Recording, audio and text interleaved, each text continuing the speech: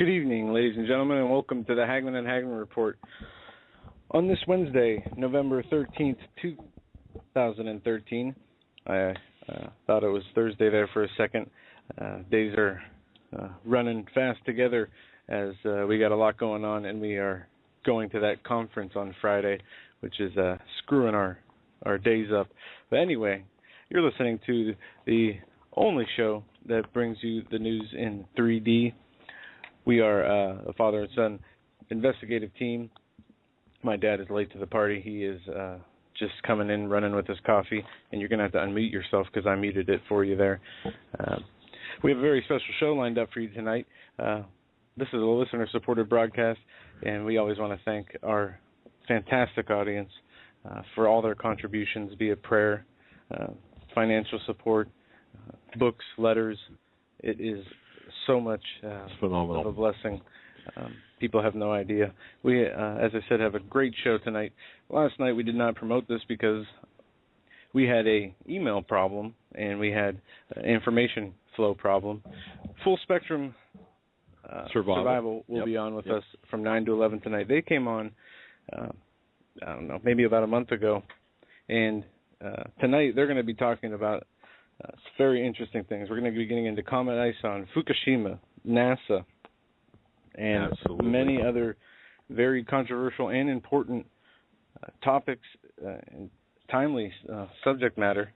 And we're going to be working more with Brad and Michael from Full Spectrum Survival, as they have a YouTube channel, and it's Full Spectrum Survival. You can go there. They have made a film, a preparedness film, the Prepper Movie, which promises to bring a new vision of survival to and personal readiness to the community. They also produce a free daily news segment, The News in 2 Minutes, which just hit the top 500 for news and online entertainment. It's actually linked off of our website, HomelandSecurityUS.com. By the way, did I knock you off your game tonight? You did. Yes, you did. You left the TV on with the volume up. So as the intro music's playing, I'm muting your microphone. I'm going over there, shutting the TV off. I'm looking for the piece of paper that has the information on it. I see. And all this while I was getting coffee, no less, right? Yeah, and if I'm lucky, there was ads playing at the beginning, and nobody noticed. So. Okay, well. No, folks, we still do have ads playing, apparently, and we do apologize. We know Blog Talk Radio is working very hard at fixing this problem, and we will, they said they would notify us as soon as they did have it fixed. They did not get in touch with us today, so hopefully this is the last day that this problem is going to be here. But we're not the only show having this problem. It's system-wide. Yeah, community forum. There are people complaining about it. And yeah, just to let people know, too, we pay not to have these ads run. It's the platform that we have.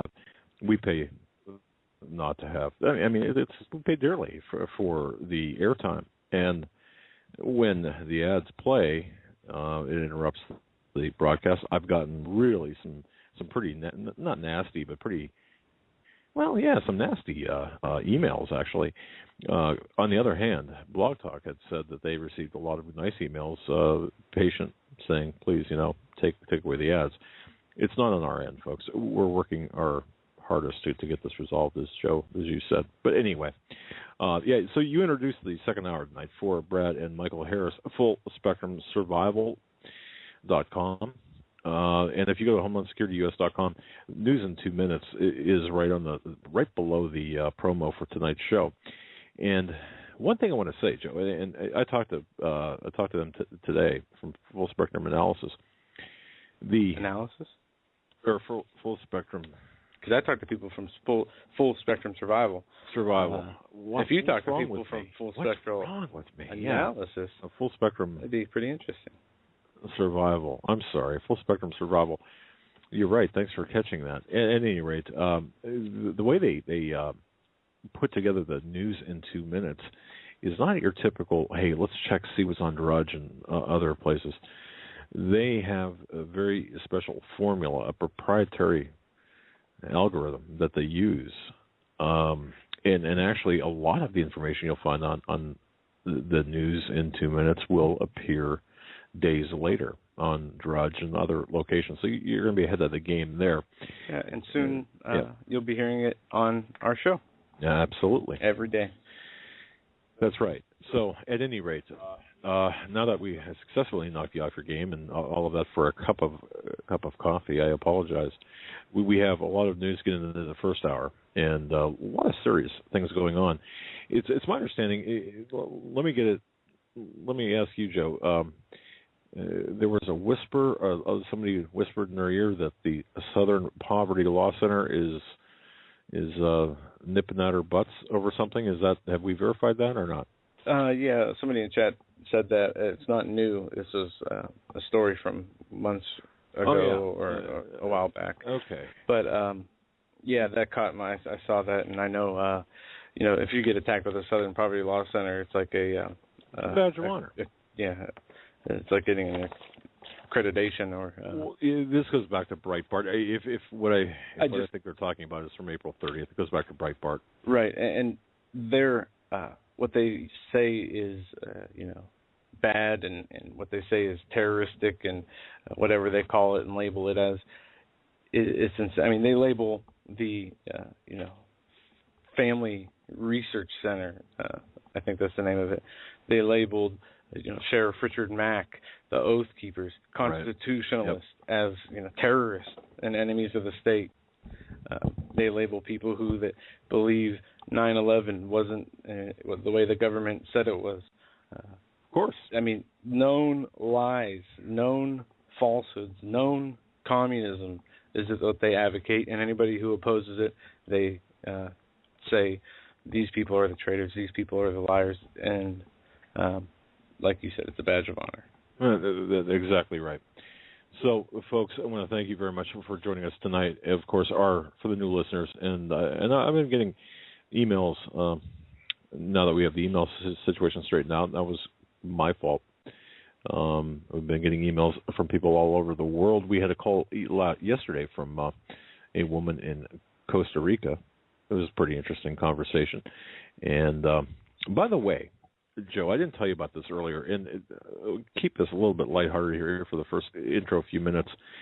Remember the gentleman from Washington State that called in and was divorced because of a situation, about him seeing things one way? Mm-hmm. Boy, have I got a surprise for him.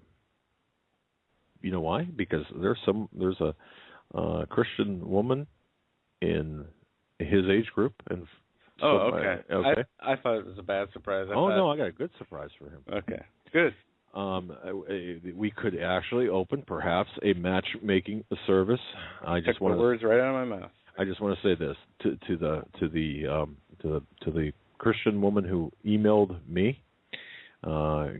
Just give me a day or two. We'll take care of that. We'll see if we can introduce you to, and we'll see what happens. And if you guys happen to get married, and look, we expect an invitation. Well, Dad, I'm gonna give you a word of advice, as you did me. Give me a word of advice.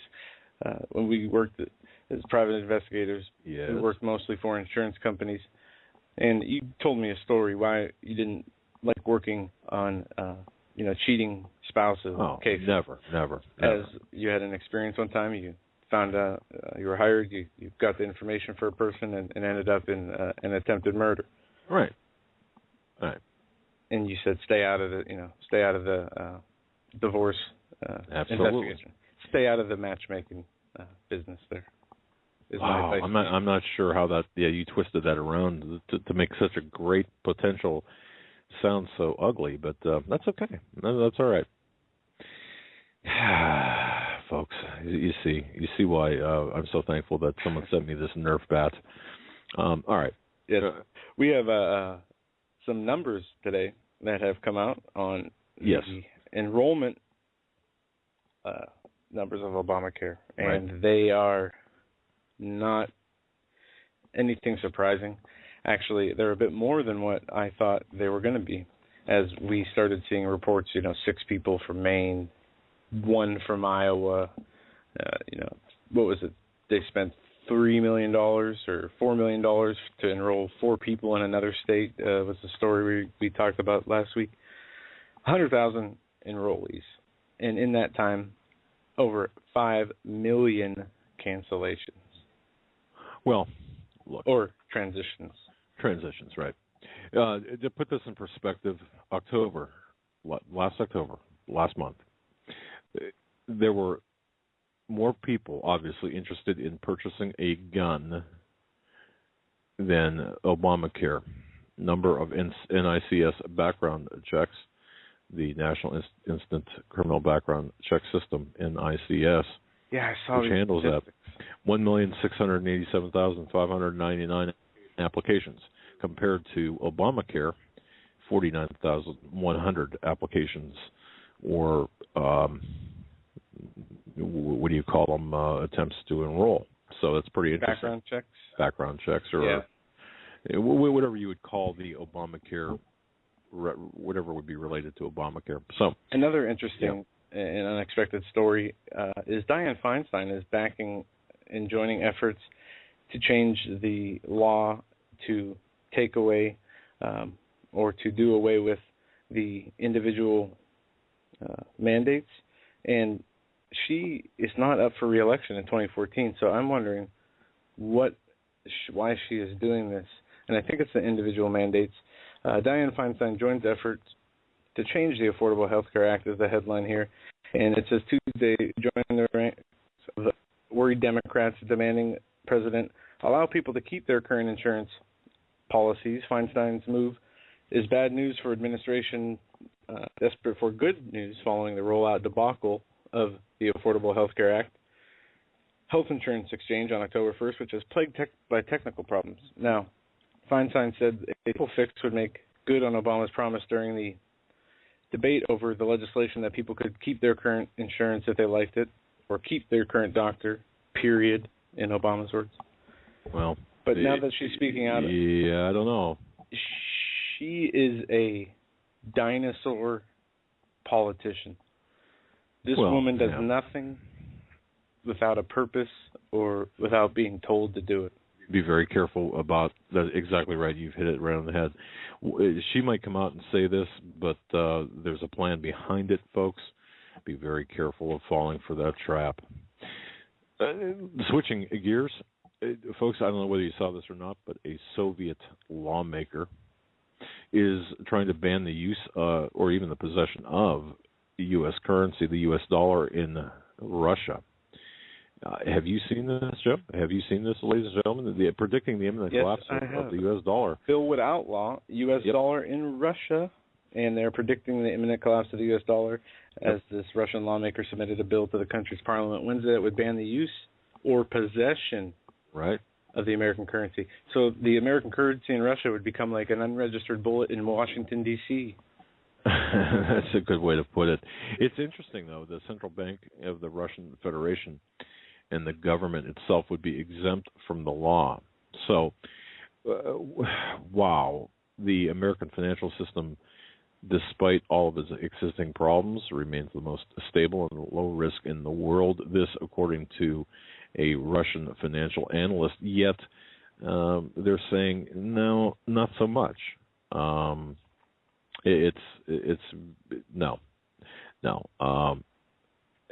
We need to pay attention to this, because what is taking place here is the unraveling of the U.S. dollar as the world's reserve currency. When this happens, and of course, this Ponzi scheme has to widen. It has to become bigger. What people are looking at is, and what everyone's looking at, is the takedown of the United States. Well, with respect to the U.S. dollar, this is actually the takedown of the free world economy. This is not going to be limited to just the United States when they take down the U.S. dollar as a world's reserve currency. This is going to affect multiple countries. And in deference to Alex Jones, naming his website Prison Planet, or one of his websites Prison Planet, this will become a prison planet when that does happen. The Ponzi scheme, every Ponzi scheme runs its course, and it's already run its course. At least we believe here at the national level, and now it's always been the goal of the globalists to create a one world currency.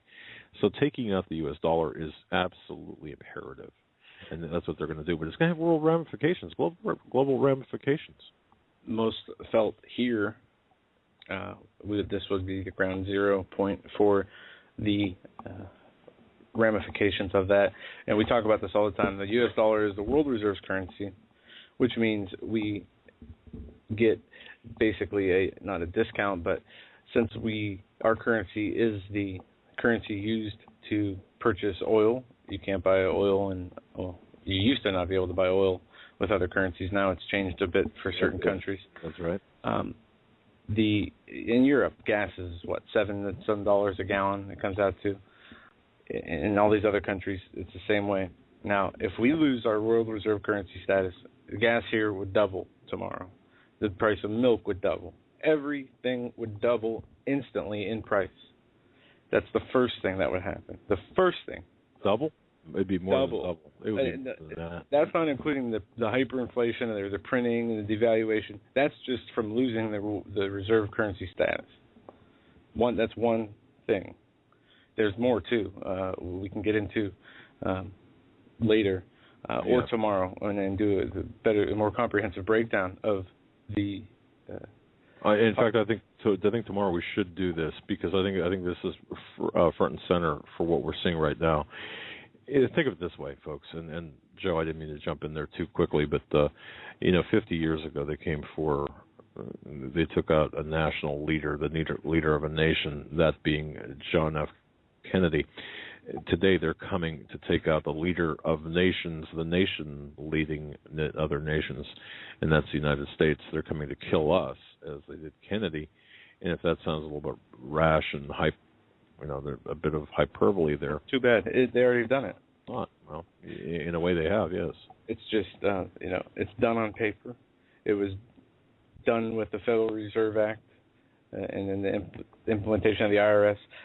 And you notice once the Federal Reserve became the controller of our money, before 1913, it's amazing how Washington functioned, business thrived. They were able to build all the White House, the Capitol buildings, streets in cities, and have running water. And the Federal Reserve came in and took control of the printing of money, which in the Constitution, it clearly states Congress has the power to print and issue currency, and the power should not be delegated to anybody else. Well, yet they did. And what happened soon after that? The Great Depression. Every time in history that paper money has been printed, it has led to a collapse. Every time. We will not be an exception. We will fall the hardest. I'm wondering, folks, who had watched, and this kind of segues with or falls with what you just said here. Think back in 1944. The World Bank was created, and so was the IMF. It was created by 44 countries. Today, there's 108 countries currently. The World Bank is really a microcosm of the world economy, and so it's an interesting entity. Now, Karen Hoods, H-U-D-E-S, interesting. It is. It's interesting. It's insightful, I suppose. You can by looking at the World Bank and the way it's set up, I think you could look at or you can also see it's a microcosm of the planetary economic system or the global economic system, but and political system through the UN. Right, but this is a query to the listeners out there. I've got this issue. I've been trying to run this down. On Monday on the Forerunner Chronicles, we've had the Forerunner on our program before. Chris Hudson, right? He interviewed Karen Hoods, and I'm sure you're all familiar with her. And I want to thank whoever sent that link to me. Thank you very much for sending it to me. But he interviewed her, and she had said, she made the following statement. I've been trying to verify this, and my research into this, and I've gone down some pretty serious rabbit trails on this. But what I'm looking for is authenticated documentation to back this statement up. And I'm sure if we got Karen on, she would certainly provide that. But she stated that when we pay our income taxes, 40% of our taxes goes to the UK. They take a 40% off the top, and 60% goes to the Vatican or the Jesuits. All right. I'm trying to verify that. Folks, if you know anything about that, please email me at director@homelandsecurityus.com. With authenticated. I mean some sort of citable authenticated information that would back that up. I've heard similar, not figures, but that money does go directly there. And I've also heard that the people in Congress and Senate get a monthly check from the Federal Reserve. And I don't know if this is true or not. Well, now you're getting out into the weeds. I said, I don't know if this is true. It's something I heard. Right. But seriously, before we move on, I really let me just repeat that again. According to Karen Hoods, former counselor with the World Bank, on the 11th of November, in an interview with Chris Hudson, the Forerunner, stated the following. She said that when we pay our income taxes, now we're talking about income taxes, where the forms go to Puerto Rico and you send the check to the Federal Reserve. Well, they in turn send that your check or your money in whatever form, 40% to the UK banks and then 60% to the Vatican or the Vatican Bank, which is run by the Jesuits. Now, again, I'm trying to find a verification for that, citable verification for that, reliable, not. What does the Vatican need that kind of money for? Well, again, would be my question. You're looking at this. You missed the Illuminati 3-part series when you were with your wife, but this ties directly into the Illuminati and the really the goal to run the country. Now, this is not an indictment of Catholics or Catholicism. It has nothing to do with Catholics or Catholicism. So please don't send me. You racist. No. Oh my goodness, yes. It seems like more and more. Anytime that we say something, we have to have a disclaimer. But it's a fact. This is the first Jesuit Pope in history. That's true. Okay. The Order of the Black Robes. These people, and I know I'll get crap for this, but that's okay. From my research, these people are a secret society. They are maybe at certain levels of face value and at certain levels of society, like the Masons have Shriners Hospitals, might have organizations that do some good. But the hierarchy is the hierarchy of all the other secret societies, the evil satanic influences of the world. And they, from what I have researched, have a plan, and they hold the Pope higher or equal to the Lord. They have a vow and an oath to the Pope to protect and to defend the Pope from all and people will debate the oath if it's actually real. If they say it's fake and made up. And the oath is very graphic. It talks about how they will dismember children and women who go against the Pope. And this is something that we need to be concerned about, as we are living in days of prophecy, or we are watching prophecy being fulfilled. So it's unraveling before our eyes. The story is unraveling. As Daniel, when he wrote the book of Daniel, laid out the timeline. Nobody could see the timeline until after it was done. Everybody looked back afterwards, and the people that could understand it, and said, "Oh my goodness, how did they miss that?" Exactly.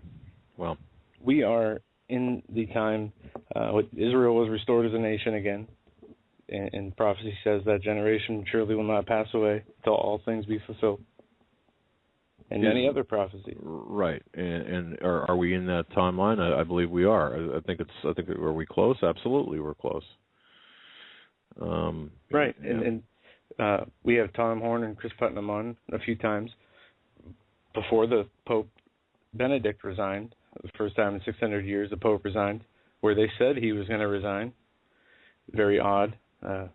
first time we've had two living popes. Pope Benedict then came out and said God told him to resign. Do you remember that story? Yeah. And now we have Pope Francis. Not he has a side of humility to him. He has a side of a regular person as he drives a car, as he washes the feet of prisoners, which is excellent. But he, more importantly and sadly, is not sticking to the principles of Christ. He's conforming to the world at an alarming rate. Well, and when I say conforming to the world, I don't mean loving the world. I mean, or loving the people of the world. I mean, he's conforming. He's trying to change. He's secularizing the exactly. Yes, and I must say that's happening at the highest levels of the Vatican. There was an article 2 days ago that caught my attention from the New York Times. They say that conservatives, U.S. Catholics, feel left out of the Pope's embrace. And then they go on to say that the Pope is not changing or he's not switching doctrine. He is shifting focus.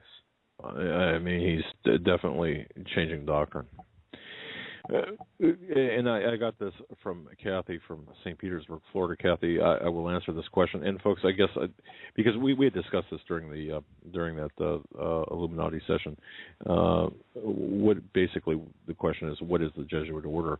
And I could just tell you that based on the research I have come up with, and how it fits into the New World Order scheme, and why it would apply today, for example, and what's the significance of the new Pope. Well, the Jesuits, it's a 500-year-old, really a geopolitical, male-only secret military operation. That's based on my research. Now, it demands secret oaths and complete obedience to direct superiors. It's got a paramilitary structure to it. The superior general of the Jesuit order is nicknamed, well, here we go, the Black Pope. And we've got the Black Pope, Joe, as you said, seated right now. He dresses in black and stands in the shadow of the White Pope. And for the first time in history, was this for Joe? Wasn't this the first time in history we had the two popes? Not the two popes. 600 years, I think. Jesuits. The first time, and I don't want people who've never seen the Pope to think that you're racist and are calling him black because of skin color, because he's white. Right. Just to make that clear. Yeah. But the Jesuit order, since 1814, I'm looking at my notes here, they have controlled the Vatican, pretty much controlled the Vatican and its Catholic clergy hierarchy. And I'm not talking about the local parish of the Catholic Church, because look, I went to a seminary. I graduated from a Catholic seminary. I understand, and I was a Catholic for a long time. I've got respect for Catholics, and this is not an indictment of that. So I was confirmed Catholic. He sent me to a Catholic school. That's right. But the Jesuit order has control, together with the Military Order of Malta, the Military Order of Malta, of the United Nations, of NATO, of the European Commission, the Council on Foreign Relations, the central banks, a lot of them anyway, big corporations, numerous secret societies, including but not limited to Freemasonry and Opus Dei. You're familiar with that, folks. Since 1929. Better clear some email space out there, because bring it on. Going to be coming in. Well, sorry to interrupt.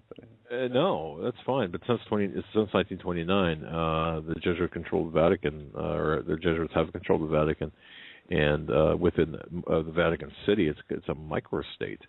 But what I found interesting, and this is something that I want to kind of bring out here, because I think this is really interesting and key to what's taking place today. If you look at it in the larger sense, the Vatican Jesuit Masonic Network, they operate out of Vatican City, Rome, of course, which has been, again, a sovereign state since 1929. But did you realize that they also operate out of the City of London, that mile of prime real estate that includes the central banks and the Buckingham Palace and the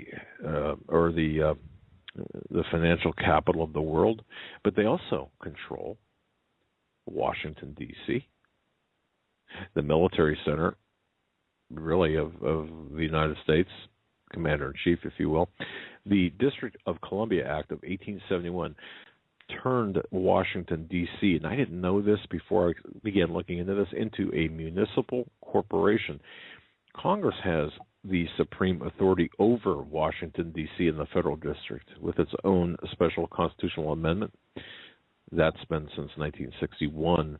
And D.C. is judicially governed by the lex fori as opposed to lex causae, which is Latin for different terms of judicial governments. But there's been an increasingly common belief among many that this act overturned the United States constitutional republic. And those who theorize that often state, and folks, you'll hear this, that the corporate U.S. is actually operating under the name United States of America, all in capital letters, and some ascribe significance to the capitalization, all capitals. You'll hear this, okay? If you want to know where it's coming from, this is the belief system there where it's coming from. Now, Washington, and I love to point this out because I find this fascinating, Washington, D.C., it was originally named Rome, Maryland, and a branch of the Potomac River was called Tiber Creek, which is named after the Tiber River in Rome. And like Rome, Washington, D.C. has how many hills? 7 hills. You want me to name them? I'll name them. Capitol Hill, Meridian Hill, Floral Hills, Forest Hills, Hillbrook, Hillcrest, and Knox Hill. Now, you know what other country has 7 hills? Why, hopefully Rome, Israel. Italy. Other country has 7 hills? Israel has 7 hills. Okay. I thought that was interesting. I found that out in doing some research a while back. Well, in the next time, folks, the next time you visit Washington, D.C., and you go to the obelisk, the Washington Monument, understand that there are other obelisks across or throughout the world, but the District of Columbia obelisk, built between 1848 and 1884, is prominent, but it's also akin to the obelisk at the Vatican. And, of course, there's, I think, 11 others in addition to Washington. But in general, and I'll just close out with this to answer the question, and thank you very much for that question. The Jesuits, why we speak of this in terms of this particular organization, their main avenue for, miseducation is really their main avenue for initial and sustained political control. They're going to be playing a very important part in the end times here through the deception, religious, social deception, and deceiving a lot of people. Because, once again, through the Vatican and the hierarchy of the Vatican, those who, especially Catholics, who believe that the Pope is, in fact, speaks for Jesus and, upon thy rock I shall build the church. So it's important to understand the deception that could take place here, or that could be facilitated through this Jesuit order through the Vatican. Now, from what I understand in the Catholic belief system, and not all Catholics believe this way, but the Catholic system believes that the Pope is the intermediary between the Lord and the people. And they think, some Catholics also think he is perfect or sinless. Well, in the seminary, this has been a long time ago, I remember having to kiss the rings of cardinals as they came in. Oh, my gosh. I'd have got hit with the rings. Kiss a ring. Oh, that happened too. That happened too. But we're told in Scripture, you call nobody father, and not, talking about your dad. We're talking about people of religious, in the religious hierarchies. There is but one Father. Right. And not to degrade the Pope, but the Pope is not all holy. He is not the only way to Jesus. He's not a substitute for Jesus Christ. And this Pope has said Jesus isn't the only way, so that it doesn't even make sense to claim the that title when denying the power of the person of who you say you're pretty much co-equal to, or the go-between of. Well, without getting further down the road, down that particular road, I just want to say that, when you talk about deception, I mean, you talk about the Illuminati, and you talk about the globalists, and you hear all of these words coming at you, and it's so difficult to really, I find it difficult, and I've got notebooks upon notebooks of notes, handwritten notes that I've been keeping, trying to, when I go through this stuff, just trying to keep everything straight. But the political and judicial meddling of the Jesuits, the religious perversions and propaganda, the miseducation, and think about this as one example, and then we can move on here. And even the social perversions with respect to the Jesuits, and it pains me to say this, but look, we investigate wherever the path leads, and if it led right to the door of a friend, a family member, I'd have to say this is where it leads, and that we'd have to do it. But listen to this. It pains me to have to talk bad about churches, the state of churches today, the pastors. I don't want to sit here and point fingers and talk, pull down and. No, of course not. We're not trying to be negative in the sense that talking bad about somebody to talk bad about somebody to bring somebody down. And we should do a better job of doing it with more meekness, but there has to be people who call out the evil, call out the mistakes, and show the way of correction. Right. Not that we're perfect, because I'm sure somebody could sit there and talk about us and things we do wrong, but many people notice it, and when it's affecting so many people, it's not just Catholics, but we're talking about that now. You have Protestants that are, starting to accept gay marriage, and clergy members in their ranks, and changing all the religious denominations are changing their bylaws to become tolerant and conforming to the world. Absolutely. I just wanted to round this up by saying back in, I think it was 2007. And I think this is important to really kind of make a mental note of. We hear about this social perversion that's taking place throughout the church. And Pastor Langford's talked about it. Steve's talked about it. And by the way, folks, this Sunday, 8 o'clock, we're going to have a special program with Steve Quayle and Pastor David Langford. I have not put it up yet on the website, but we're going to have that program. Go ahead. I want to jump in here to make this point that is in this New York Times article about this perversion, because this is put so eloquently. This New York Times article talks about she's a U.S. Catholic conservative. She feels left out, and she says this is why. She says it seems she goes and advocates in anti-abortion rallies, and she says even when it was discouraging working in pro-life, you always felt like Mother Teresa was on your side. The popes and the church would encourage you. Now they throw you under the bus. And that's from a current, recent New York Times article? Is that what you're saying? Yes, this is from New York Times from November 9th. Okay. So just a few days ago. All right. Well, that's interesting, and it makes sense, and it kind of melds right in with what we're saying. But, once again, you've got the Military Order of Malta, the operations, which is part of the Jesuits, the Knights of Malta.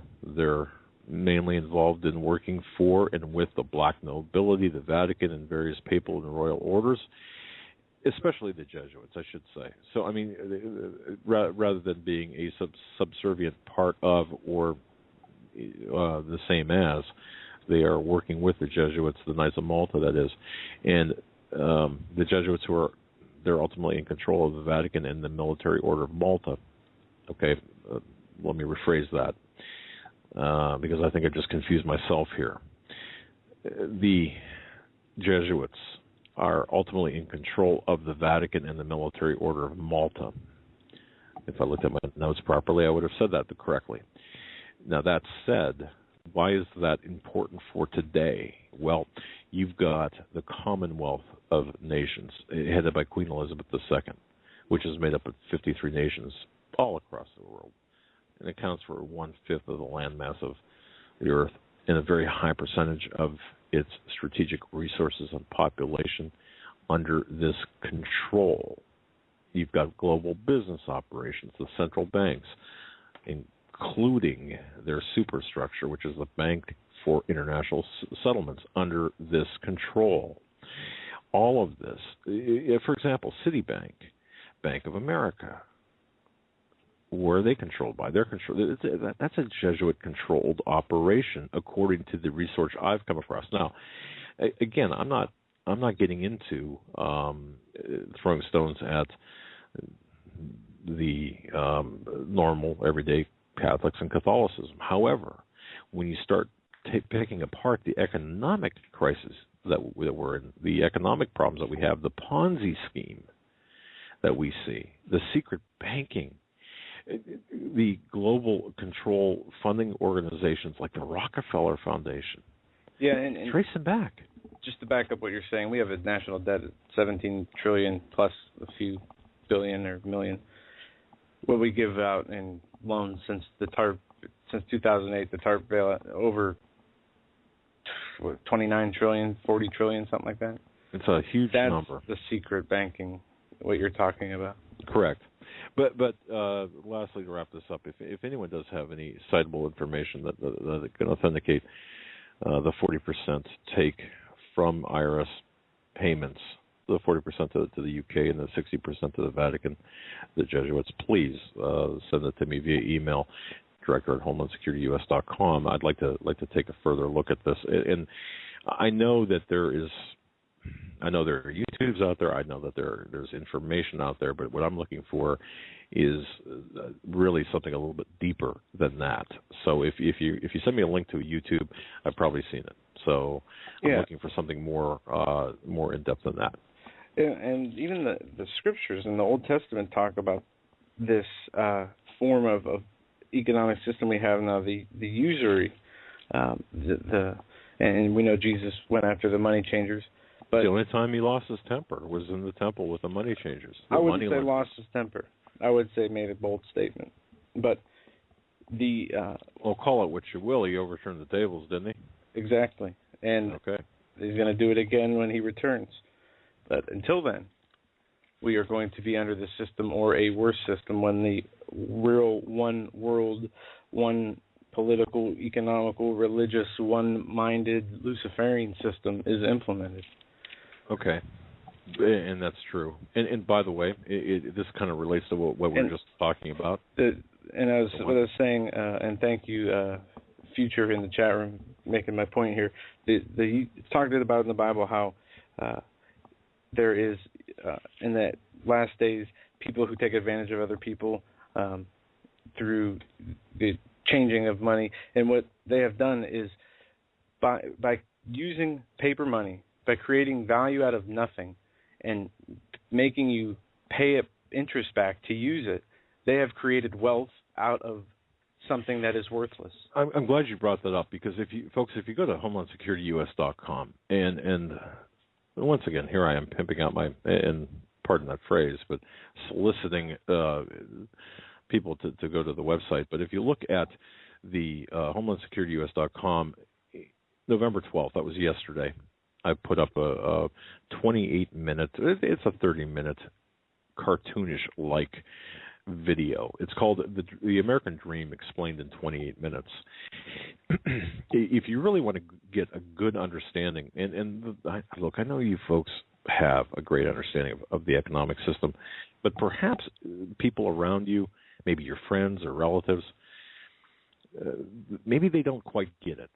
And I've looked at so many videos that explain the money system and what you just said, how money is really a creation from death.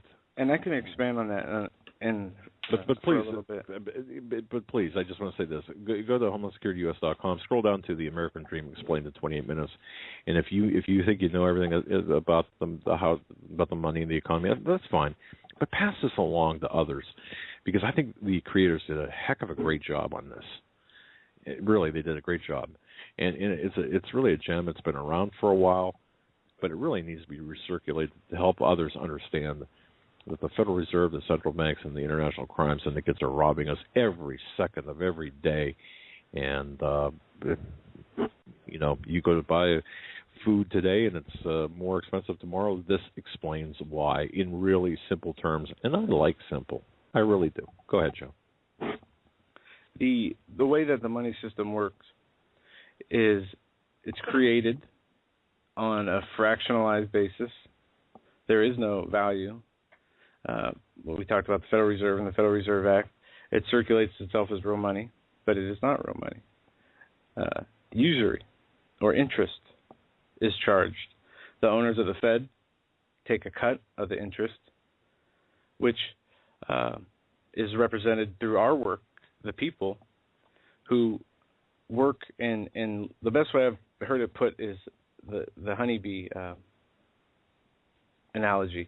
The honeycomb, the bees work all summer to put together this honeycomb, and the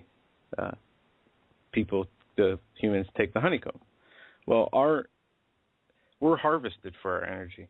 We are what makes the world continue to go around and work and function, is people getting up and going to work every day. And for what? For just enough, if we're lucky, to survive. And not a lot of people, most people don't, even in America now, don't make more than that. So our energy is harvested to the maximum yield of the elite. Now, we can choose to be part of the system, or we can choose not to be part of the system. There are consequences for each way.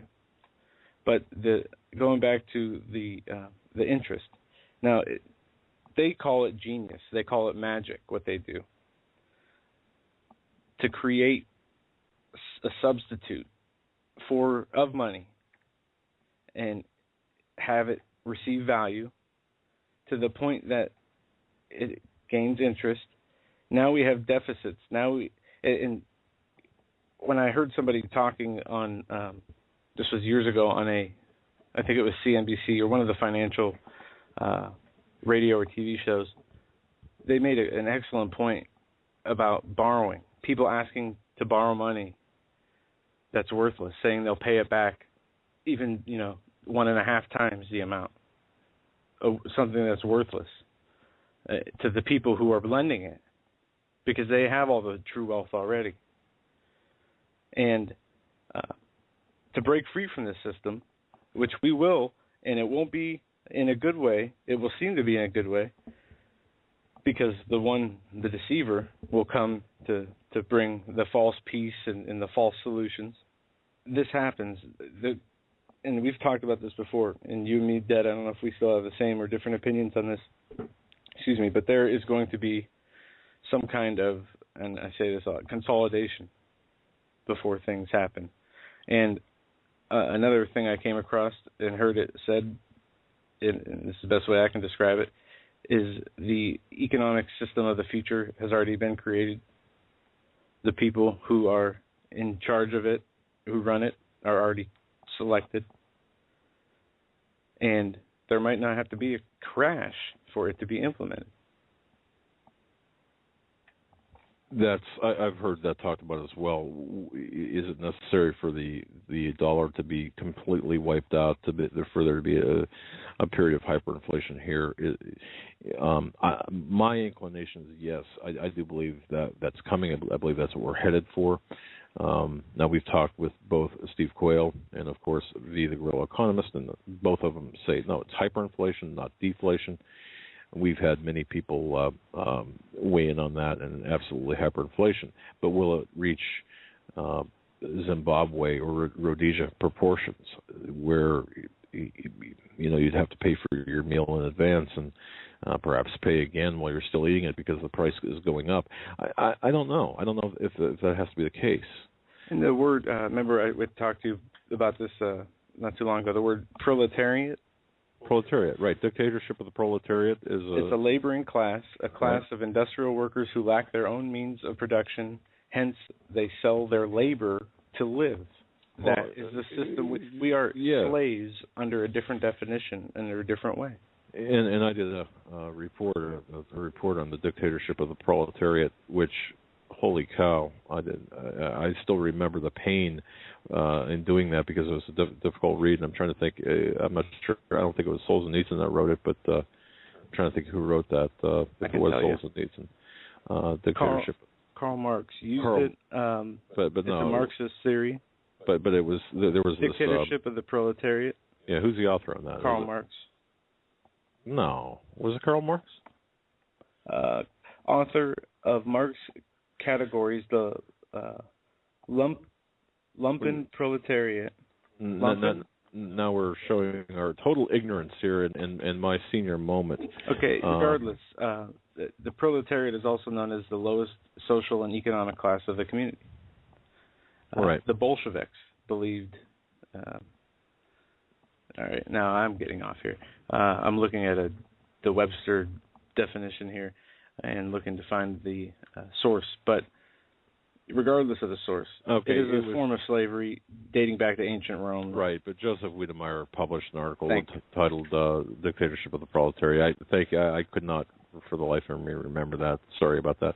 But yes, what we're seeing right now is the infusion of Marxist principles, and it goes back to what I wrote earlier in the Canada Free Press and of course, on our website, HomelandSecurityUS.com, about how the healthcare system is designed to fail, and it's taken 1/6 of the economy with it. When I say the healthcare system, I'm talking in this case about the healthcare exchange, which is going to force us into It's going to force us into a complete capturing of the entire healthcare system, the economy, and the control over that, which will. And Joe, you'll like this, and ladies and gentlemen, I just want to bring your attention to this as well.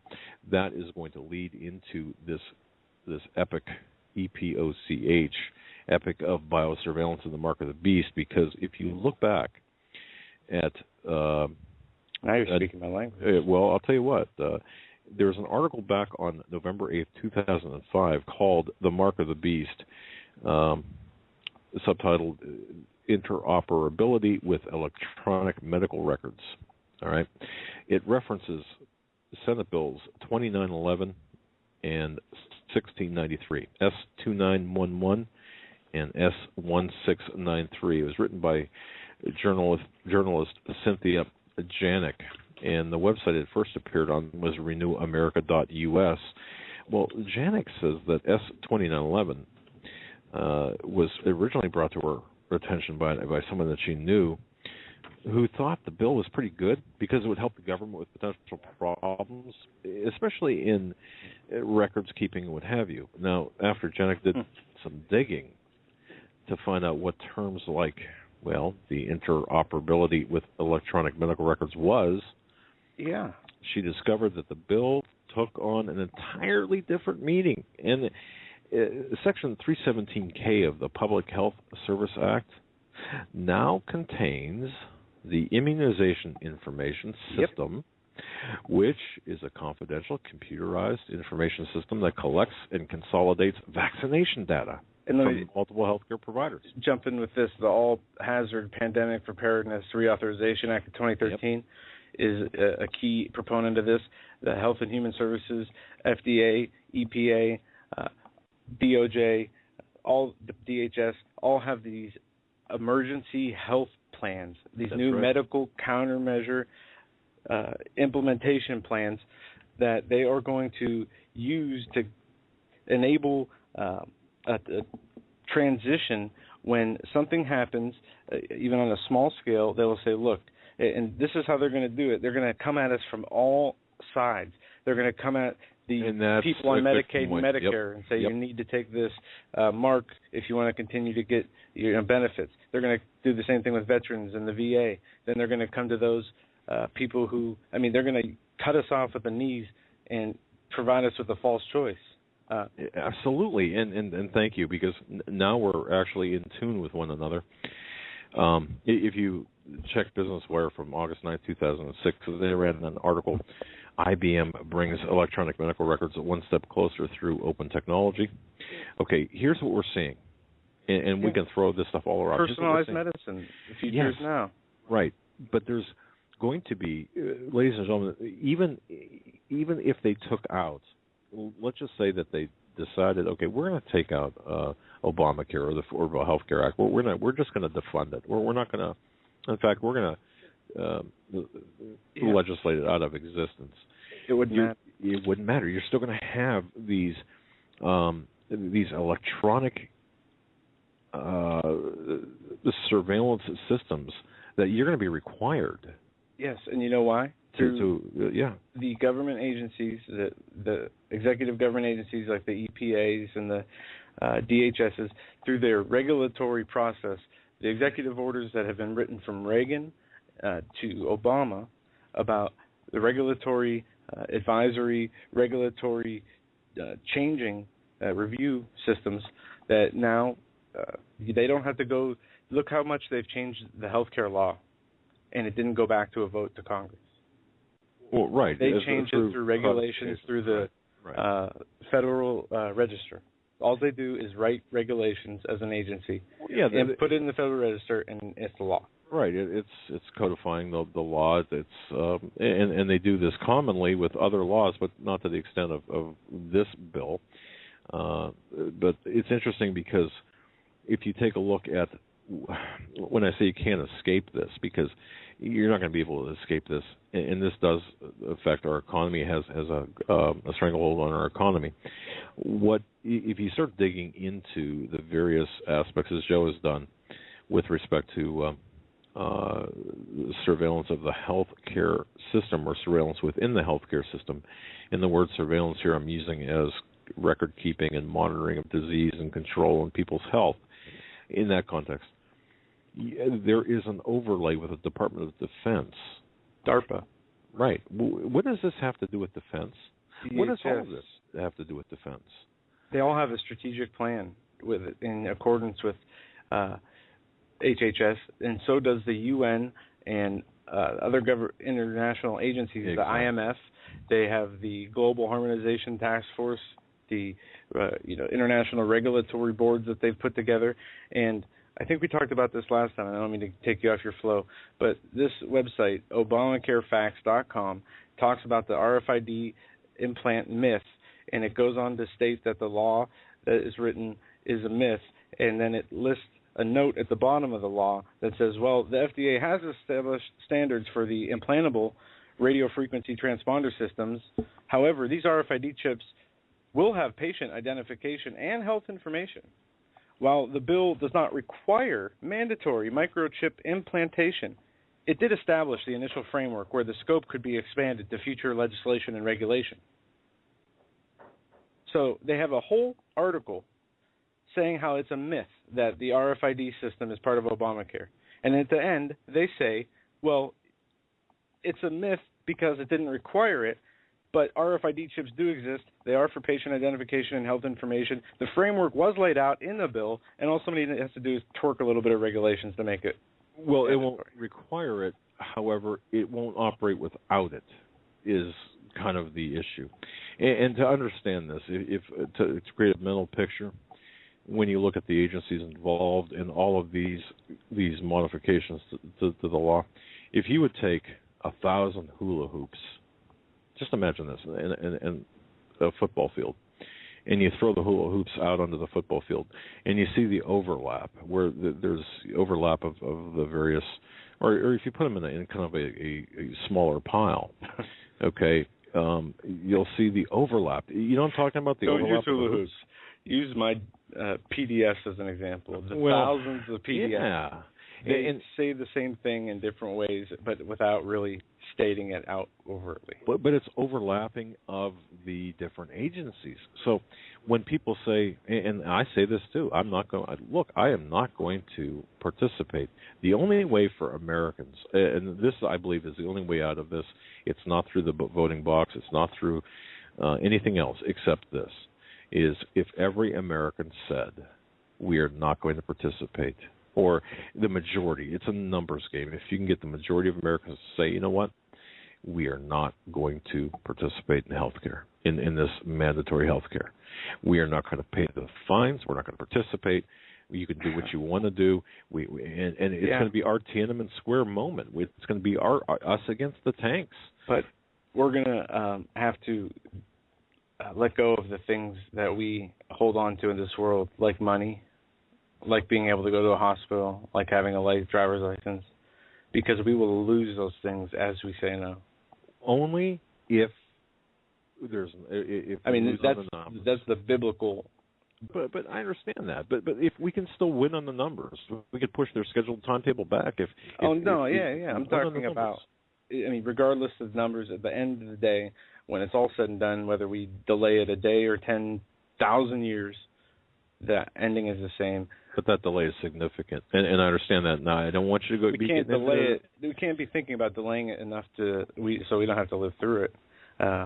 No, but think about this, Joe, and this is where you and I butt heads. Okay, don't take this resistance is futile attitude. I don't want to hear that. I'm not saying that. Okay, and it be because resistance is very important. It's needed, and it is what we need to do, and it is what we've been doing.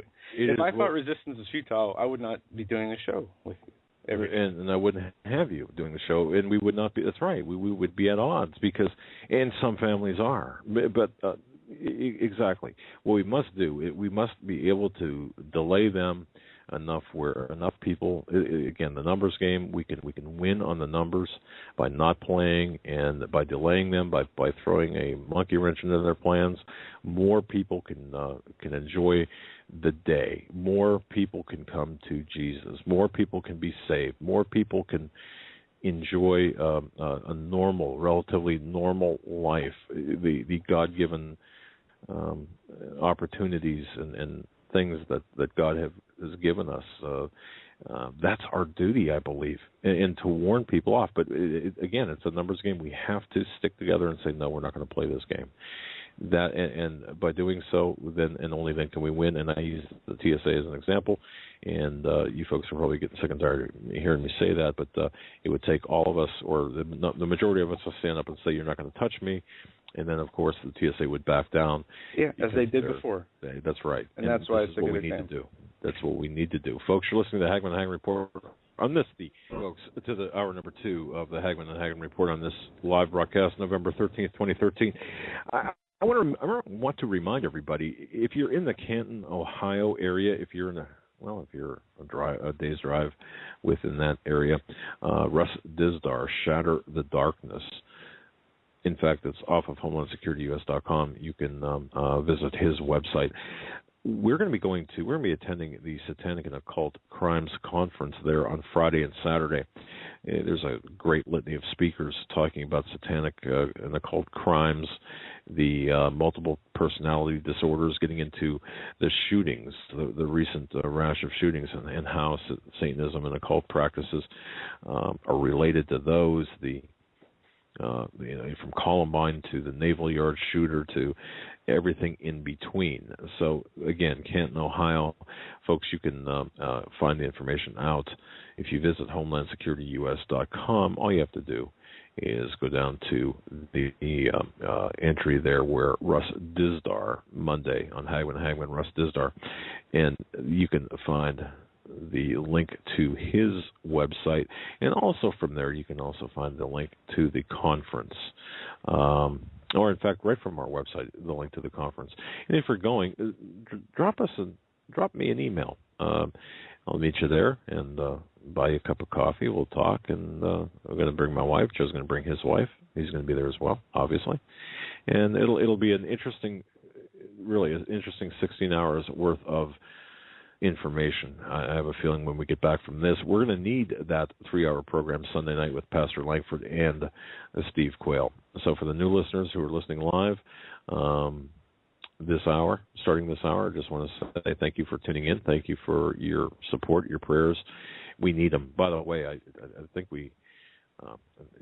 next step is, instead of a cane, for me, is going to be a hospital bed here in the studio. I want to thank you for putting up with our with the way we've had some issues this past week, and it's been a rough week, rough several days. And we've been working in the same studio 5 feet from each other without talking really with each other the whole 6 hours we're together before the show. It's amazing. So we got to get together. We got to get on the same page. Yeah, but you know what though, work is getting done. Things are getting done, and that brings us to the topic of full spectrum survival. If you go on HomelandSecurityUS.com, click on Vital News in 2 minutes. Take a look at their news segment. Take a look at their news YouTube. They just went on. They just broke the 500 number in terms of being one of the top 500 for news and online entertainment. So it's a fantastic segment. With that, let's bring on Mr. Brad and Michael Harris. They're brothers. They're founders of Full Spectrum Survival, the creators of the YouTube channel of the same name.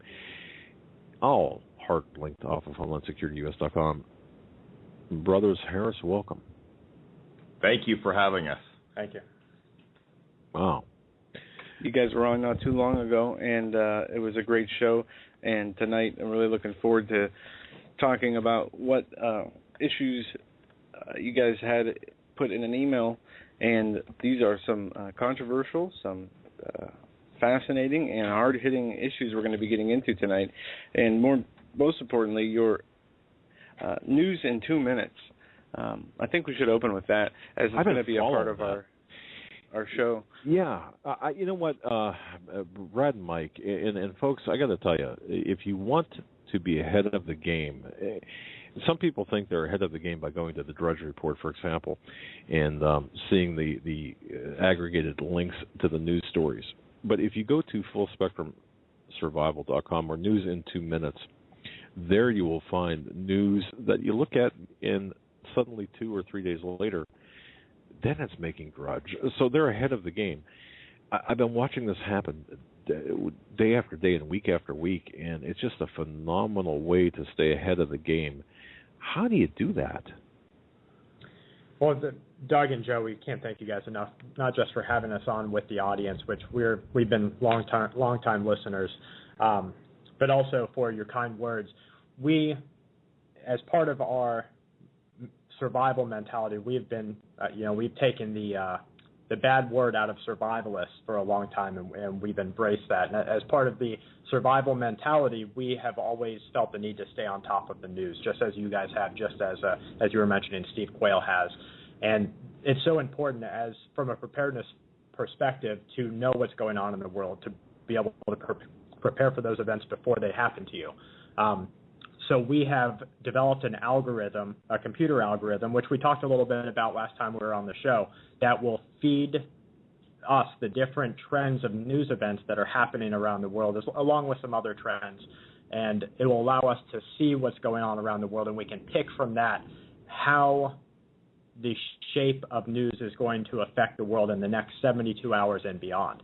So we grab different keywords, different aspects from that trend report, and go out and find the actual events that are happening around the world, and then report on those events using well-known and world-renowned news outlets, so that everybody, if they have a specific story that they want to follow up on, they can go to an ABC News, they can go to I hate to say it, but they could go to CNN if they so wished, or they can go to BBC or Al Jazeera, and they can find the actual reporting on that event. Gotcha. Wow. So it's not just a random throw in the stuff into a bucket as we see. And a lot of people try to do this, a lot unsuccessfully, as we don't hear too much about them. This is much different. It is eye-catching, important. If you need the news, the most important news of the day in 2 minutes, this is it. It's not going to be the AP where you get an important story and then a story about a grandma dropping flowers in the middle of the road. This is hard-hitting news. Right, and it's the most valuable 2 minutes you can spend after you get done reading the Bible or praying in the morning. Certainly go right away to the news in 2 minutes. But congratulations on hitting the 500. That's fantastic. Now, we know some of the things that you've been reporting on, including the superstorm that hit the Philippines. You got to tell us, Brad and Michael, tell us about the reports you have coming in from. You've got on-the-ground sources there in the most devastated areas. What's going on? Tell us about what's going on there. We do have people on the ground there, and we're thankful to be able to say that they are all safe. They're in a good location, and they're worrying about their own aspects of survival, as everybody should in that type of situation. And Doug and Joe, I wanted to make sure that we express to the audience tonight the sheer magnitude of what is happening right now in the Philippines and how that might happen to us in the near future here in the Americas. As Typhoon Haiyan hit Tacloban, the capital of the Philippines, with wind gusts of over 230 miles per hour, many of the residents sat there just as a majority of the Americans, just as some of us might sit here in the United States. They quietly listened to the reassurances of their governments telling them to relocate to the evacuation shelters. And there they kind of rested peacefully, and they sat back and they rested assured knowing that their local authorities would take care of them. But what they received was a completely different wake-up call. As you know, Typhoon Haiyan is being hailed as the greatest storm of the century, and it even is being the strongest storm ever recorded in human history. Now, that in itself has an enormous meaning to you. It has an enormous meaning to me and Mike, and to all of the listeners out there. Our community, unlike any other in the world, probably knows the sheer magnitude of the events that are happening right now more than any other community. And we see the way that climate change, both of a cyclical nature and of a man-made and weather manipulation nature, is happening around the world, and what type of events that is drawing. So when the strongest storm of the century hit the shore of the Philippines last Friday, the residents there had no idea what level of destruction they would be facing. Now remember, this storm hit one of the country's largest, most industrialized areas. When a lot of people think about the Philippines, just like I did in the past, they think about island huts that we're so accustomed to seeing on mass media and mainstream media information. But this storm hit a technologically developed city that is not dissimilar to a major city that we have here in the United States. And even there, the destruction, the sheer destruction that they fought was just enormous. It's almost unspeakable what exactly happened. Now, according to the United Nations, over 9 million people have been directly affected by the storm, with hundreds of thousands of people still struggling today without the access to the priorities of survival. Now, we're talking about residents sitting without clean water to drink, with no water to wash with, and without the understanding that the water that surrounds them is so highly contaminated with human filth that they can't drink it, because if they drink it, they're only going to put themselves in a worse situation than what they're already in. Now, there's almost no access to clean sanitation, no access to hygiene products, which is greatly increasing the cases of disease that we're seeing come out of the local health reports. Now, with all that being said, you know and I know and everybody in the community knows all you need to do is create fire and boil your water before you drink it. But because the wood there is so wet to the core from the storm, they don't have the ability to create wet wood fires, which is such an important aspect to us. And it's these types of skills that Mike and I urge everyone listening, every single one of the listeners, to prepare for. We sorry about that. Yeah, I apologize for the delay. We both bumped the control panel here. All right. I saw a few stories on the Philippines scenario after the storm had passed. There were reports of the gun culture. They said adding to the recovery efforts being hindered. Looting. I haven't seen too many reports of. What about looting? There's got to be. I didn't mean to interrupt, Joe. But I mean, there's got to be looting down there in the chaos. There's mass looting. There's looting of even government facilities that are holding rice. So we're seeing and hearing stories of just total devastation and total panic of the population, which is unfortunate. A lot of it has to do with not having mobility in your plan of survival, not knowing what items you can take with you during an evacuation to sustain your life and to leave a danger zone. It's so unfortunate for those people. We hold them up in our prayers. We wish them well for their whole country, and we hope that the other nations of the world send them as much relief as possible, as soon as possible. Do you have a particular channel? For example, Facebook's got, you could donate $10 to the Red Cross for the Philippines to help. Some people are a little bit touchy about the Red Cross and where the money goes. What are your recommendations for monetary assistance, if you have them? We haven't researched any public available recommendations. We have some contractors there, so they're speaking directly to us. I think that there's the chaos that's ensued. There's going to have to be a restoration of some normalcy before, any direct monetary contribution could actually physically aid the people that are in that situation. It's unfortunate at this point. So we're hoping that, all their fellow countrymen just stand up, which we know they are doing by some of the reports we're receiving, and continue to support the people in any relocation efforts they may have at giving life's essentials. All right. Okay. Well, Joe, we're going to research this too, because we've been getting requests if we know of any locations, places, people that will get the aid directly to the people, not through some channels. Right. 3 months. Right. With Haiti, we saw that. I forget how much the total was of the donations of people. They've set up the text lines and the $10 donations, and then you have the agencies like the Red Cross that take more than 50% of the money for their administrative fees, and that's all legal under certain charity laws. Finding ways to directly help the people is the best way to go. And exactly. Brad or Michael, do you know of any particular agencies or charities that are reputable, I guess? I mean, we see, like I said, with Haiti, there was a huge amount of money donated to Haiti.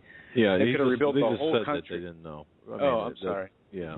Well, that's okay, because, Joe, we were just talking about this less than 48 hours ago, that we are going to find an outlet that people can start looking to make their efforts realized by the actual participants or the victims of the disaster. We don't have any. Okay. We started to look for them, but we don't have any concrete ones that we'd be confident enough to share yet. All right. Well, that's fair enough, because, again, I think people that I've been trying to get a hold of one of our contacts in the Philippines, but I thought perhaps since you had subcontractors there, of course, they're pretty busy. By the way, was your team affected by the storm?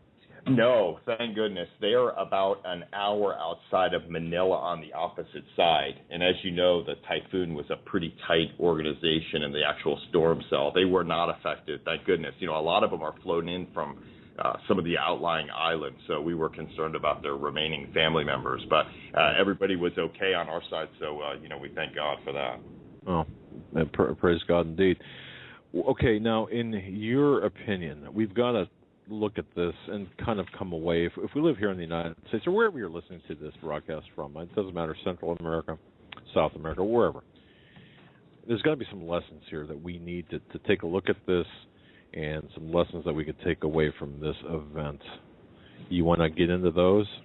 Yeah, absolutely. I mean, you're in the business, so tell us what we need to know. Well, from a personal perspective, I think a lot of, at least my opinion of a lot of your listeners, are preparedness-minded. They're aware of their surroundings. They're aware of what's happening, in a solar system frame or thought process, not just on a local or national or global thought process, because we have a lot of various threats that are coming into play. If you look at the world's largest superstorm and the devastation that it wreaked on what we would not consider to be a third world country in the area of the Philippines where the storm hit. This is a very technologically advanced part of their country. In looking at their response, the government response, it's not so dissimilar to what we saw in our own country during Katrina. And we all know the fallout of that event was far-reaching. And I think it pierces all of our consciousness, especially ours and your listeners. To prepare for those events prior to the announcement that evacuation is being called for your area for whatever the concern is one of the most important life-saving steps that you can take. That can start simply by putting together the necessary items for you to sanitize water, to retain your body heat, to create shelter, to create fire, to have some medium of exchange. And by doing those things, you could drive forward with the confidence that if you have to leave your home, that you have a way to sustain life's basic needs, which unfortunately we're witnessing again some years later after Katrina in another country, but a country full of very good people, disaster happening on a monumental scale, and they don't have those preparations, and they're paying dearly for them now. And, you know, that brings up a great point that right now there is a lot of relief effort taking place in the Philippines, but it's all stuck at the airways. It can't get to the actual people who need it.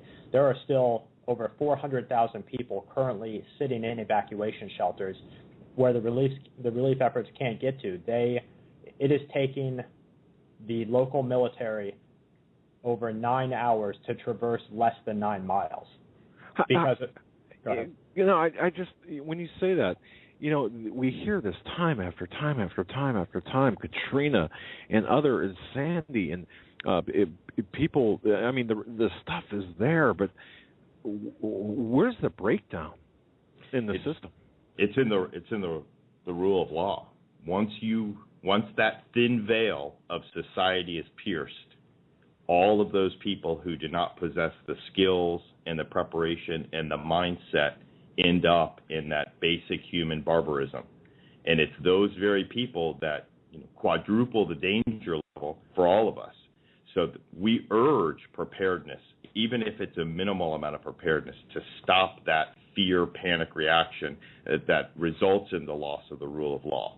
And that's basically what they're up against tonight, is there is no rule of law in some of those areas, and those relief efforts can't make it to those people. And we've seen it here in our country with Katrina, and, you know, unfortunately, the odds are we'll see more disasters of a magnitude of the storm and greater in the future, and we should all be prepared for them. That's right. You know, the style of protection that we're witnessing right there is exactly what we would see here in the United States, in that the military and the local law enforcement is protecting the key infrastructural points of the country. So they're protecting the communication, they're protecting the energy sources, and they're protecting large markets such as the rice market that Mike spoke of, where hundreds of people convened on that rice market because they all were desperate. They all knew exactly where the warehouse where it was being held. There was armed guards there. There was the military there, but their sheer numbers overwhelmed the armed guards and went in and completely looted the entire structure, killing 8 people in the process. So okay, just to be clear, what I'm hearing here, it's those who fail to prepare. They're the fly in the ointment here in this very fragile system of relief. It's really the people who have failed to prepare, and then once a disaster hits, then they think, okay, what do I need? I need to do something right now. They panic, or they go off, and whether it's a looting scenario or a panic scenario, regardless, they're looking for the basics, and it's them that are causing, or at least the majority to the problems that for the distribution of the relief. Is that what you're saying, or is it even more complicated than that? A lot of times that is exactly what's happening. Haven't had the ability or the foresight to prepare for themselves are forced into a shelter situation. They're forced into leaving to an evacuation shelter. And once they do that, you're at the disposal of the local authority, and it's their responsibility now to get you the food and the water that you need. We know that isn't happening right now in the Philippines. That water isn't getting there. The food isn't getting to the people. And even the hospitals have shut down in the area just because they can't handle the number of people by the storm. And that's exactly what we'll see here. Once you are forced to leave your location and get to an evacuation shelter, now you're at the mercy of that shelter and whatever supplies it has or what it can get to it. All right. So in sum, now, regardless of whatever disaster we might be talking about, in this case the Philippines, and by the way, folks, for those just joining us here, we're talking to Brad and Michael Harris, FullSpectrumSurvival.com. That's FullSpectrumSurvival.com. Visit their website, bookmark it, and they're also the creators of the News in 2 Minutes, and of course you can access that off of their website as well. But just to kind of round this out, what do we need as Americans, as Canadians listening to this, or whatever country you're in? What do we need to do to make sure that we're not the victims when this does happen? And it, believe me, don't think it can't. It can. Stan Dale last night talked about this. He's expecting storms, landicanes, I think he referred to them as, here in this country. What do we need to do? What's the basic elements that we should be thinking of? At this point, perhaps maybe you can offer our listeners a few tips beyond the, hey, have some extra water and food handy. Is there anything else that we should really focus on? Our preparation advice to everybody is to do what you can exactly when you can do it. So if you're starting at ground zero right now and you don't have any water stored, or you don't have the ability or the understanding of how to purify that water, get those skills or start storing some of that water. Now, the UN recommendation is 72 hours worth of water at a minimum. That really is a bare minimum per person. Each person is going to go through 1 gallon of water per day. You want to have, at a bare minimum, we suggest at least 2 weeks, and that's for just a medium duration emergency. Now, that's a sizable amount when you're talking 1 gallon of water per person per day for 2 weeks. If you have a 4-person family, that's a sizable amount of water. So understanding the logistics of how to do that in your current living arrangement or where you're at really will help you get that first leg up on whatever disaster that you're faced with. Aside from water, just having it stored, understand how to purify it.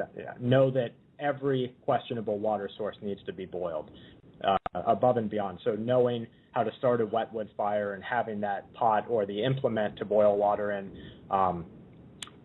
knowing to put a person on that duty to boil water if you have a multiple person family. But aside from water, then having enough food. Now, you guys know the rule of threes. That's 3 days without water, 3 weeks without food. Of course, you are going to get past the 3 days, and in a medium duration emergency, you might not get into the 3 weeks without food before you become victim to starvation, but you will start to make desperate changes to the way that you do things after about the 4 to 5 day period without sustenance. So we suggest that everyone has a bare minimum of food, a bare minimum of water, and above that, the skills to know what to do if you're left without any of your goods. Which is really, this is Michael speaking, which is really the most important part. I mean, you can end up with no possessions, physical possessions, no food, no water. But generally, if you're still breathing, you're going to retain the skills that you have to acquire food and water, to make shelter, to provide yourself security or your family security. So we definitely advocate a skill-based system of knowledge that you could deploy, that you have experience with in the field, even if that field is your kitchen floor or your backyard, so you can have the critical thinking skills that you need to deploy if you're involved or become victim to this type of disaster. Well, Brad and Michael, let me just say this. One of the, I guess it would be criticisms that we get here on the Hagmann and Hagmann report, and it's not really a criticism, it's a plea by people. They say, you talk about disasters coming, you talk about things, you talk about preparation, hey, it's time to prepare, but you really don't tell us how. You really don't offer solutions. You don't offer advice. You don't offer the what's necessary. Outside of the common sense, hey, store food, store water. Well, everybody's situation is a little bit different. Now, again, going off the script, so to speak, this brings me kind of full circle back to your website, because what really intrigues me about your website is your header, learn, prepare, adapt, and survive.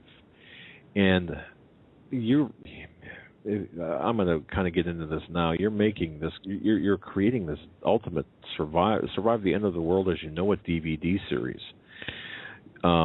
This is designed to teach you to do just that, isn't it? That's correct. Yes, our DVD series is a full spectrum survival education, tutorial, know-how, and how to mark danger, basically, going forward for yourself and for your children.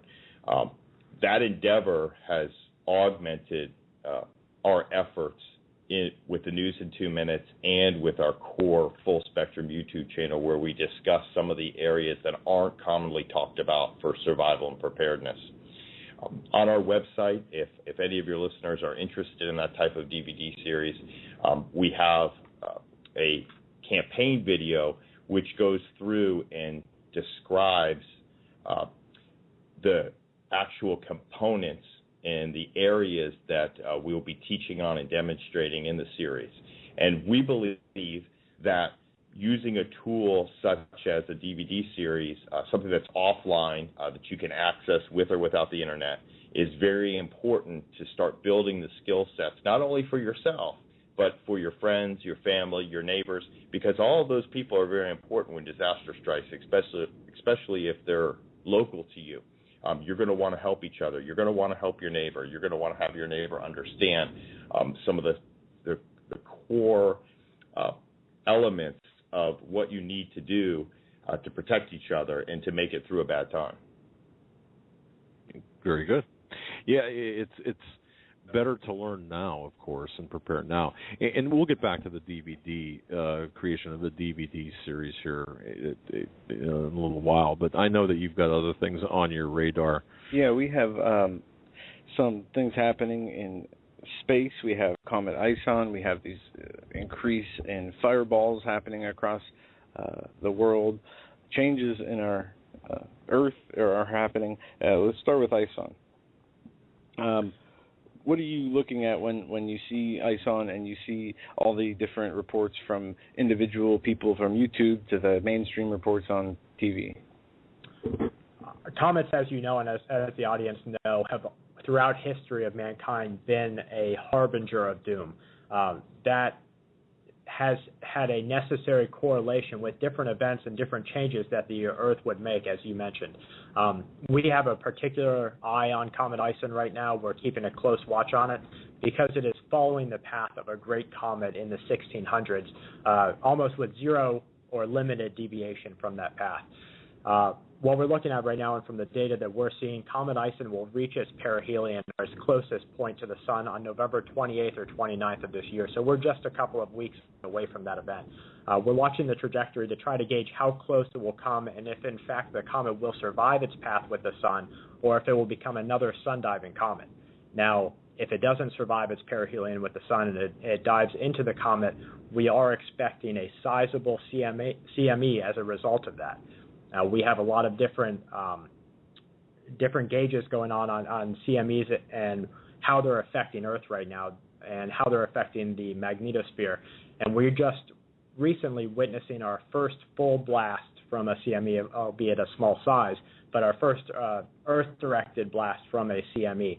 So we're looking to see, as this comet nears the sun and nears its perihelion, how it will affect Earth. What types of different changes that it will bring. And of course, as you remember from Comet Elenin a couple of years ago, right around the same time Fukushima happened, we witnessed a lot of changes with the Earth in correlation to the closeness of Comet Elenin. So we're watching that, and before saying anything, we do have a couple of events that we're waiting on in the next couple of days to see if they come to fruition, to gauge how we will expect the comet to affect us here on Earth. You know, that's not really the answer I expected. I got to tell you that.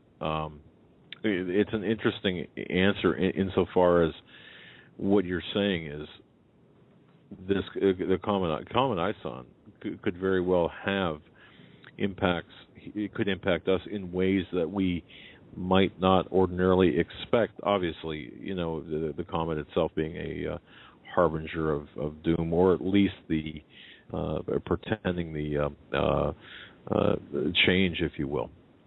But my goodness, so what you're saying is you're looking at other possibilities associated with this, other disasters related or as a consequence of Comet Ison. Is that what I hear you saying?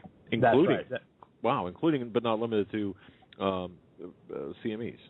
That's right. You're absolutely right, which we fully expect to see an increase in Earth-related activity as far as earthquakes go and other changes that we'll be able to witness and notice here on Earth as the comet reaches its perihelion. Okay, but why aren't we seeing this on the news? And pardon that ignorance of that question, but shouldn't we be talking about this more? The newscasters be talking about this? Well, we don't think they have an understanding of modern day physics or science and astronomy. So, the information they give out is very basic in terms of it doesn't take into effect some of the now theories that are showing themselves to be true that are being studied by the major universities on how our solar system is interconnected from a magnetism level, and how when one event happens somewhere in our solar system, there's a ripple effect throughout it. So, I think the basic knowledge that the mainstream media is carrying is probably 10 years, 20 years in some cases, and maybe even on purpose, in disseminating some of the events that are happening in our solar system and how it will affect us here on Earth. And just from a couple of things that all the listeners, I'm sure, have heard over the last couple of months, we have the purposeful downing of the space fence, which was the radar system, if you will, the space radar system that would show incoming projectiles over the eastern seaboard.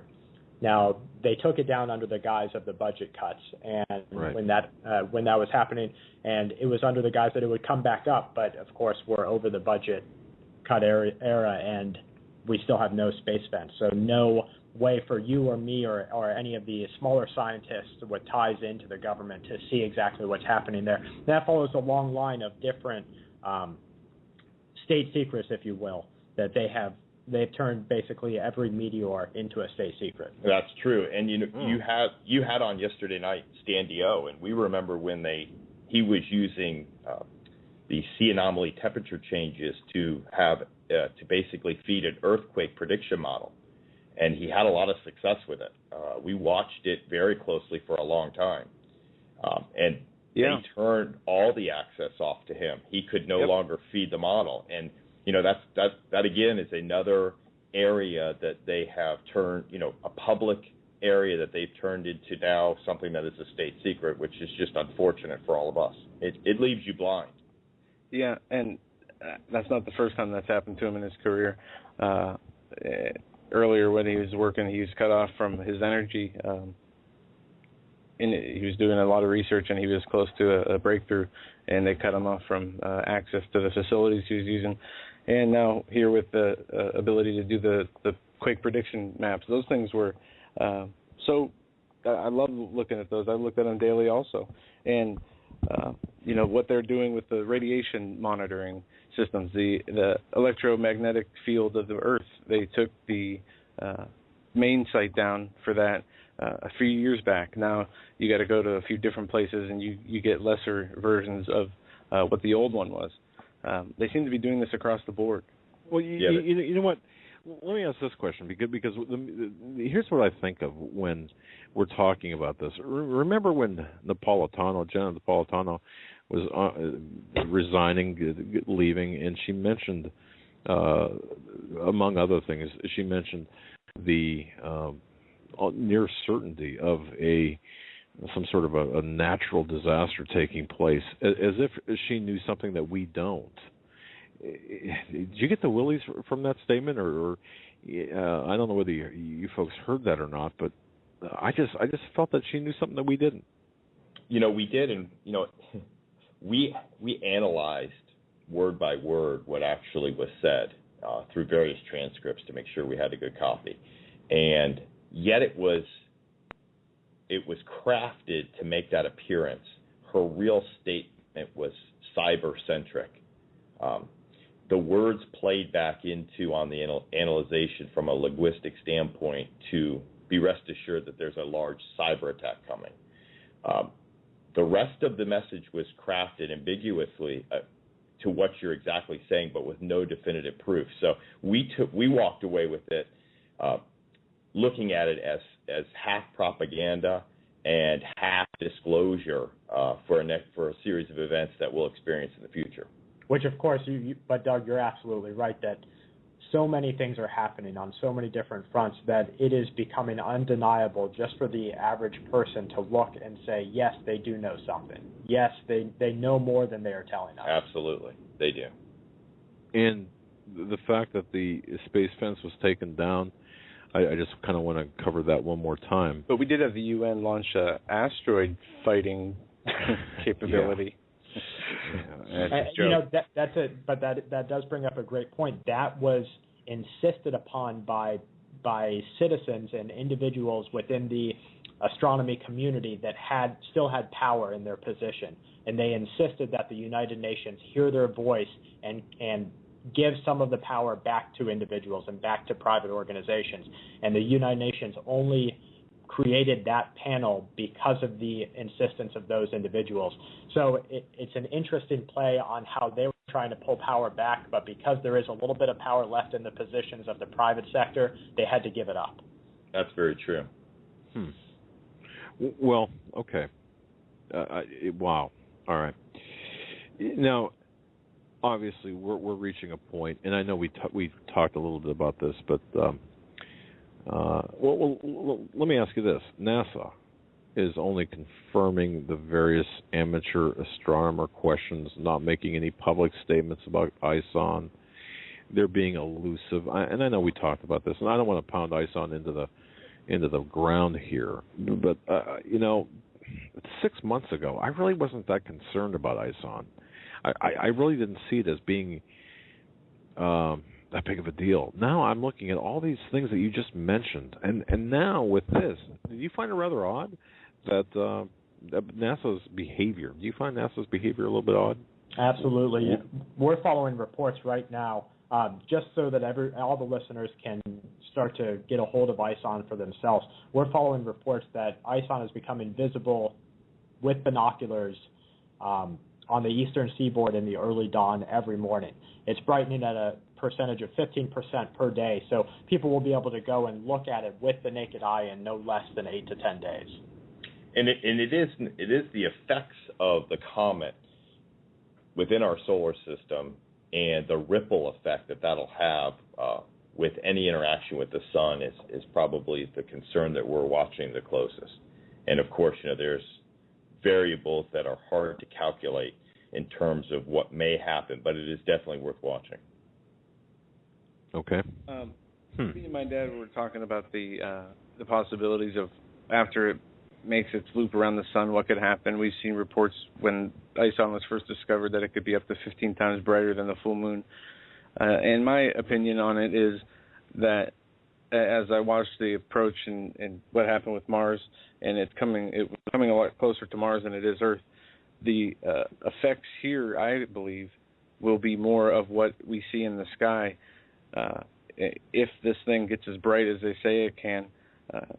And I don't know, I haven't looked into any information as to how bright they're projecting it to be now, if they're still projecting it to be the same brightness, but having an object that would almost turn night into day for weeks sitting in the sky can really mess things up. You're absolutely right. It will become bright enough to be seen with the naked eye.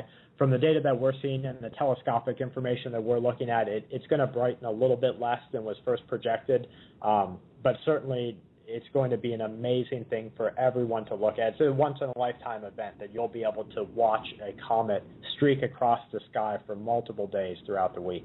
Go ahead.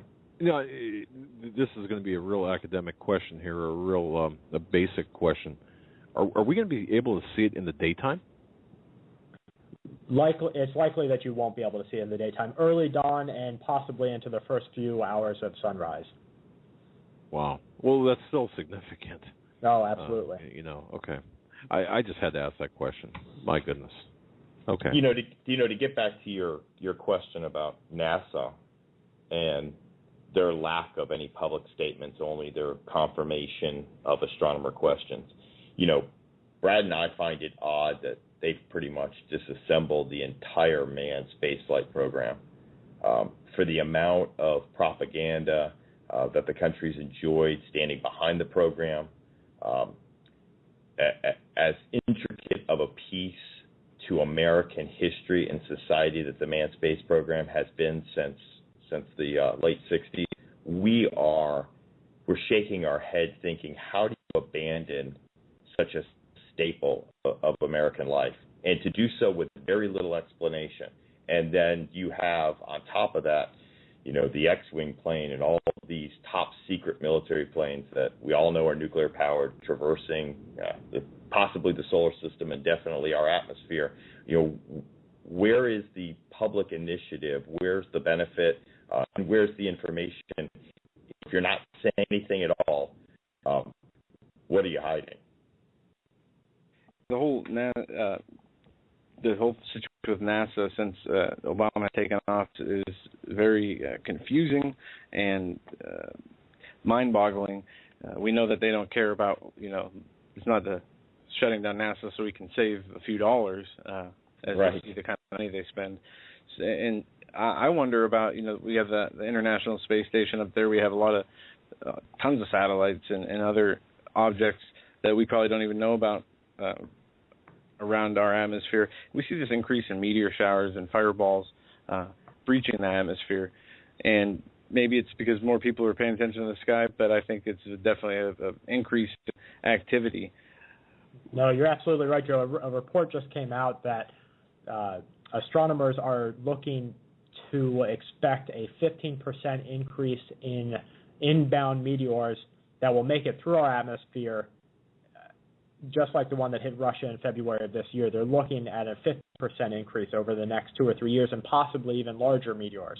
So we will see in the coming months and in the coming years just a great increase in the events that we witness, from earth-shattering events, possibly city-shattering. A Russian astronomer, as one of the meteors just passed this last month, a Russian astronomer said that it was on a trajectory to hit Earth the next time it passes. So we would be looking at 12 to 18 months until it passes again.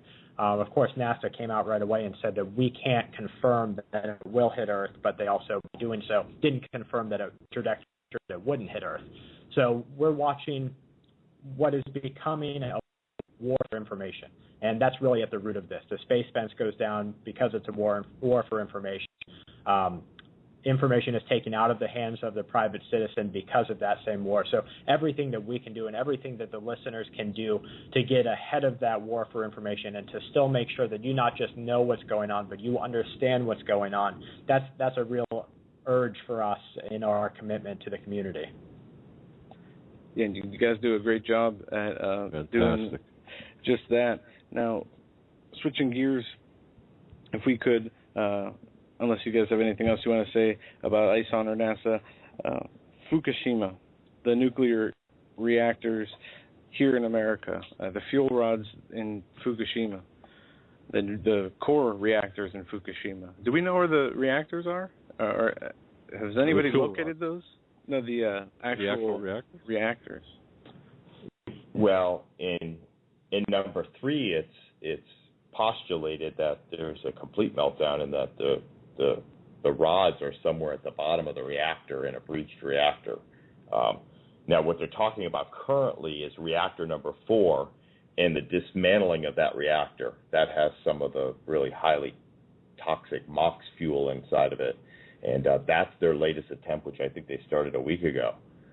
Because of the danger, the building is actually sinking, and they estimate with some 90% certainty that in that general area they'll receive an earthquake over a 7.0 in the next 6 months, and that could very well bring the building down, which in effect would reignite criticality, which we would most likely have the Japanese disaster at Fukushima, at the power of 10 in terms of radiological release happen again. And this is really just breaking news coming out right now, Doug and Joe, that your listeners might hear for the first time.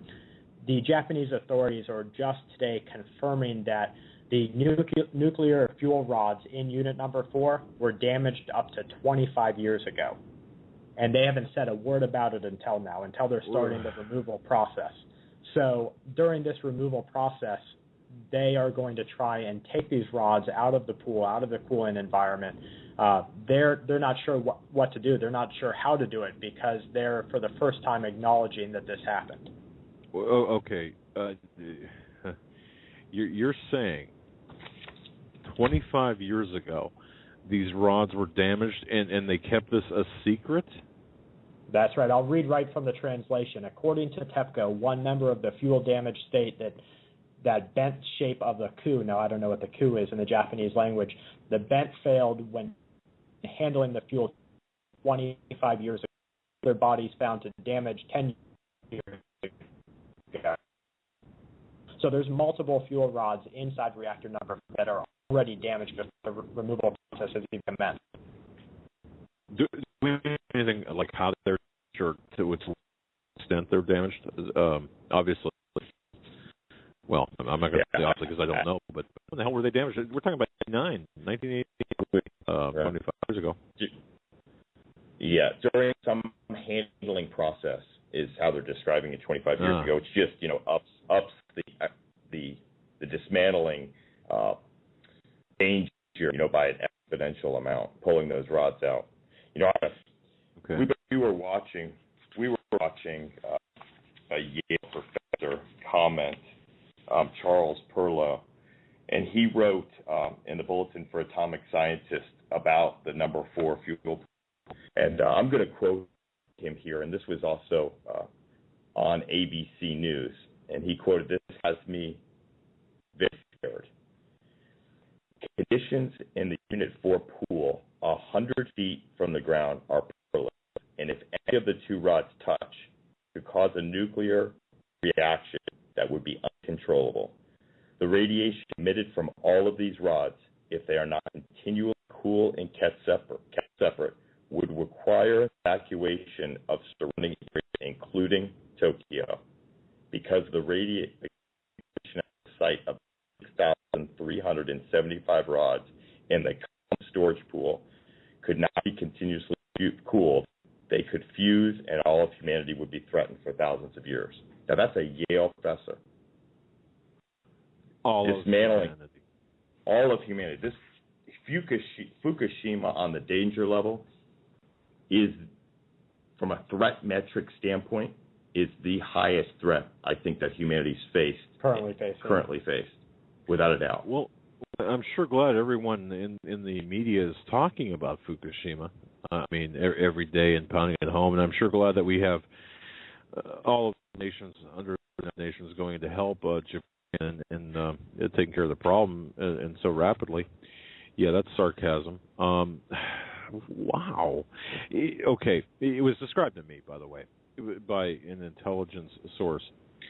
The process of handling these rods is danger to the moon, and that might even be the exact phrase that he used, but it's described to me as like attempting to remove cigarettes from a crumpled pack. The cigarettes that were damaged, and if you can imagine that, trying to get out, and one misstep could certainly cause,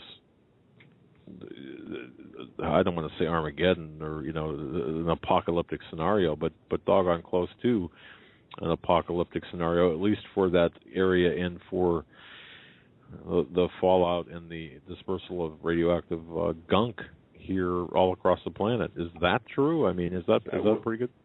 I think so. I mean, nuclear expert Arnie Gunnarsson, he basically said that depending on the level of criticality, should there be an accident, that there should be an evacuation of the northern hemisphere.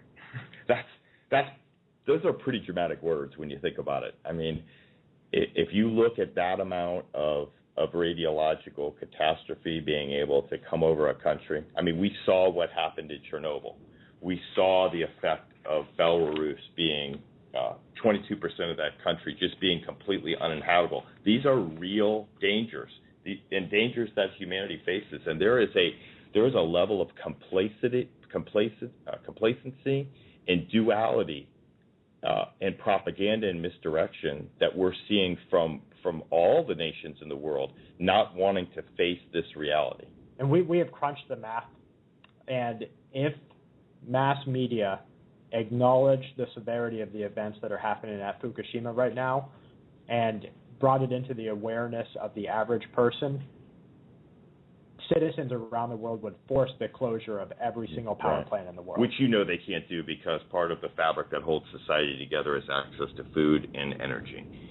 So we totally understand why they don't admit it to a certain level, but why you would not, behind the scenes, gather all the forces of the world together from a military standpoint to handle the problem. Not unlike what Russia did with Chernobyl by sending, was it a couple 100,000 people through the reactor before they put the sarcophagus on to prep it. Why we don't see that level of effort here is beyond us. We shake our head. Do you think? And I know this calls for speculation, but let's speculate a little bit. You think this is intentional? I'm not saying the event was intentional. I'm asking the question: do you think this lack of response is intentional, perhaps to further the population objectives of these sociopaths we've got running the shadow government that behind the powers, people in power? Well, with 7 billion people on the planet and all the natural resources exponentially getting used, that's a question that you really have to ask yourself. I guess so. But there's something wrong here. I mean, certainly. Go ahead, sir. Doug, your intelligence contact is exactly right. If not an apocalyptic event, we are certainly faced with a nuclear holocaust.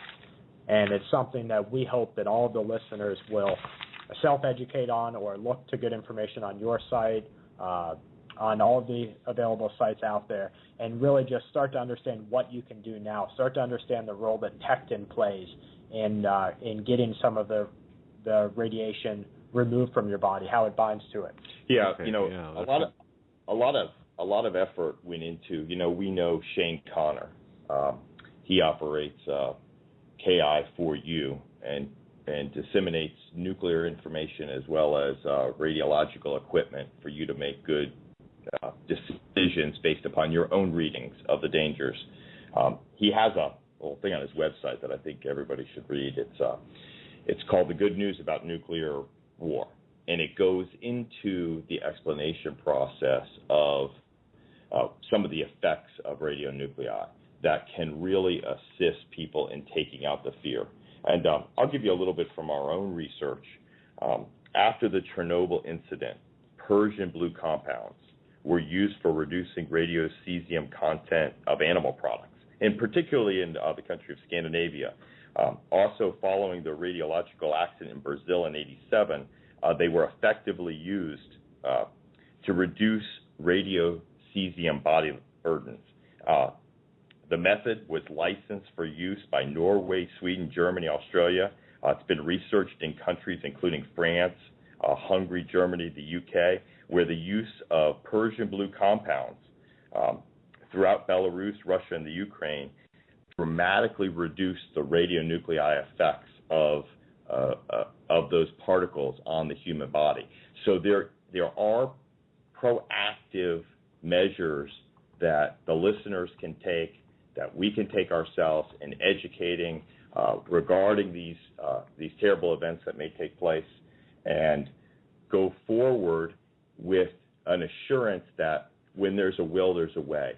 As long as we develop the skill sets and the understandings to apply the sciences that are out there, we can all not only survive catastrophes like we hope Fukushima doesn't turn into, but we can thrive if that event were to occur.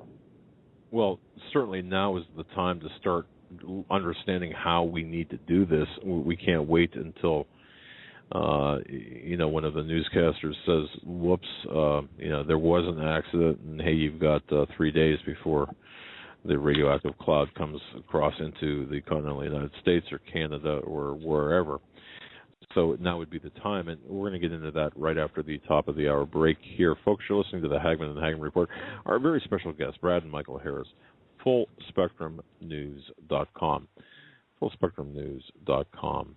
The final hour of the Hagmann and Hagmann Report with our very special guests, Brad and Michael from FullSpectrumSurvival.com. Go to their website and subscribe to their YouTube channel. News in 2 minutes is now one of the top 500 news on YouTube.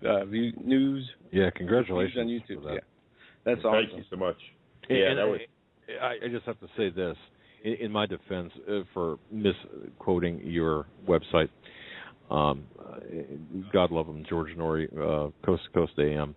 Every time I come on, he always screws up the name of my website. Okay, we've heard it, so we are okay. Okay, so take it easy on me, guys. No, it's funny because he's usually spot on with that stuff, but I don't know what he just called it before the break, but he called it Full Spectrum Agency before you guys came on. So it's been a rough day. Yeah, and that's scary. Yeah, sorry about that. But it's Full Spectrum Survival. That's right. But anyway, congratulations on getting into the top 500. That's really a testament to the information, and I just have to say I'm very, very impressed, and I know other people. In fact, in the chat room, there was a very well-respected member of, well, I won't mention where, but saying your information is always top-notch in the news in 2 minutes. It's always ahead of the game. So. Well, tell them thank you very much. We do it as a public service, and we're supported by some great people in the endeavor for the community, and we love it, and we wouldn't have it any other way. We want to make sure that everyone has the most relevant information that is most likely to mature and have an effect on our community. I think that's the awareness community, the survival community, the prepping community, and making sure that they have that information to make good decisions with, and that's really the effort. Oh, well, it's a great thing. During the break, I got a call from a source, very well-connected source, who said, isn't it funny, ironic, sad, that it took 25 years. Fukushima, Japanese, TEPCO, lived alive for 25 years, covered up the fact that the rods were damaged for 25 years, and on scale, I mean, it's nothing like we're facing now. Do you think they'll tell us the truth now? And of course, no. I don't. Obviously, we're looking at a situation of a massive cover-up of epic proportions, and of course, so this to me is perhaps one of the most under-talked about, underreported, and the most important story there is taking place right now. But getting back to this, you're watching Fukushima. You're seeing the dangers with dismantling the reactor number 4. Are there other reactors in better condition or worse than? I mean, or is this the worst? No, absolutely not. The worst is definitely number 3, by all accounts. If we go back through and look at some of the underwater video that was taken in the cooling pools, number 3 is, I think, the worst.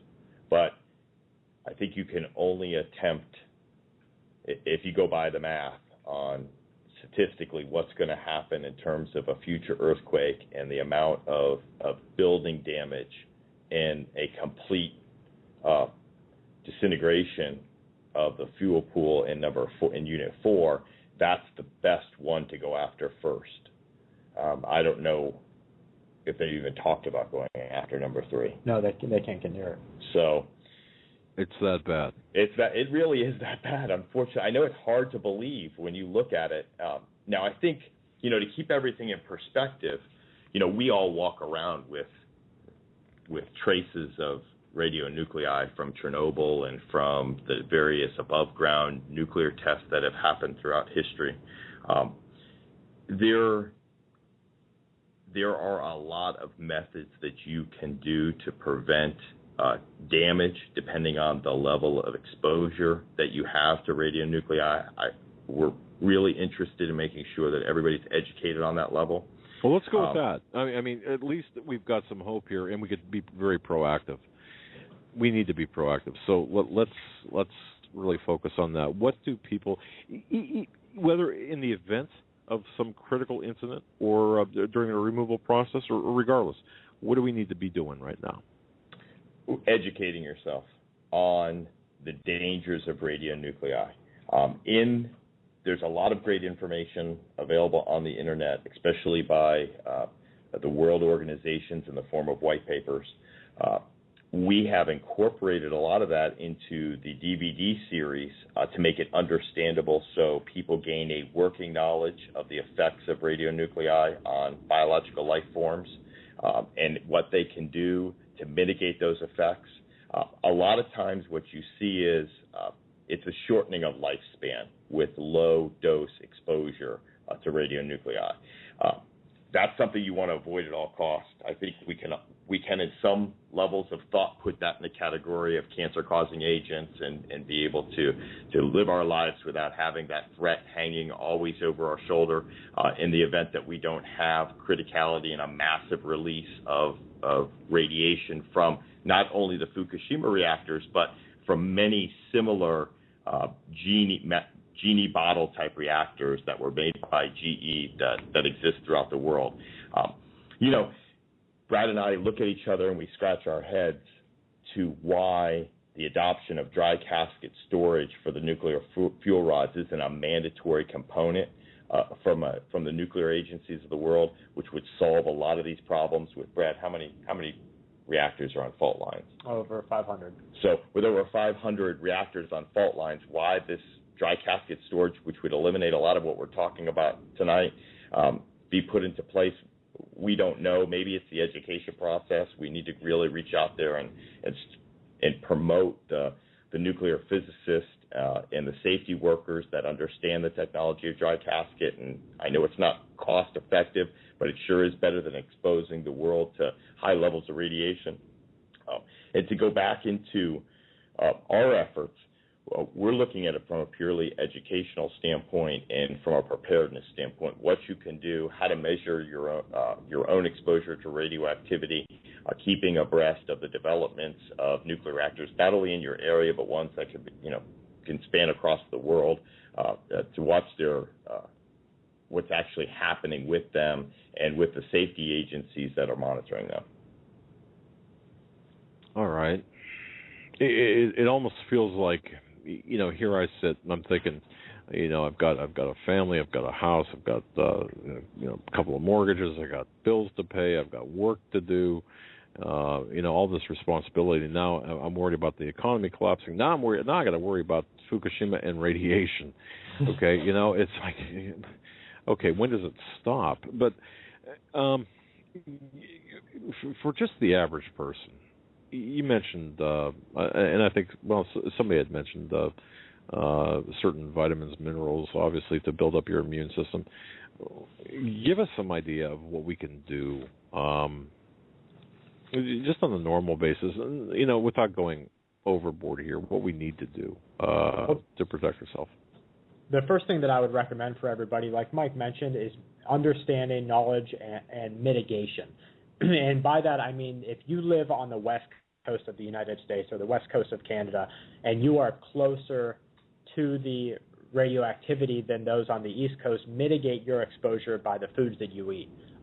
You can make good choices on where your foods are grown and what you predominantly purchase. Of course, none of us, like Mike alluded to, will ever escape exposure completely, not only to Fukushima, but to what the world has suffered from above-ground nuclear tests and a method and a measure of other accidents and activities. So mitigate your exposure. Pay attention to where your food is grown. We had somebody ask us on a personal level, and we are hesitant to give somebody a directive that we feel it would be hard for them to follow, but they asked us, would you eat Pacific tuna? And just from a personal standpoint, we would not. And that is in part of our mitigation methods. Mike has a couple of items to speak on what you can do to, like you said, not necessarily, but also cleanse your body of the radiation that you are exposed to once you have made the decision of what you are and what you aren't going to eat. Right. And I don't personally believe that most of the people throughout the world have experienced highly dangerous levels of the radioisotopes that were released in the original Japanese incident, which was primarily iodine-131, cesium-137, and cerium-90. Now, we studied the effects of those on animal tissue. That animal tissue would include humans. And they're targeted as well as the route and rate of clearance from the body. For example, iodine accumulates in the thyroid. Cesium uniformly distributes throughout the body, similar to that of potassium, but can concentrate on muscle tissue. And Satorium mirrors the blood distribution and clearance of calcium. Now, the radioisotope determines the half-life of that radioactivity, which is very long for some of the radioisotopes that we mentioned. To estimate someone's exposure, you have to quantify how much you've been exposed to by using some metric of radiation gauging, whether it's Roentgen, Sieverts, REM, and the level of exposure correlates with the health effects for the specific levels and the duration of your exposure. Now, when we looked at how that half-life can affect people and livestock, we looked at some very good studies of how Persian blue, and Persian blue is a ferric hydrocenoferrate. It's better known as AFCF.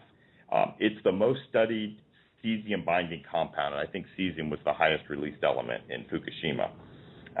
And in its solution form, it will actually cleat or bind in your intestinal tract, and it forms a non-penetrable biological membrane, and it passes through the feces.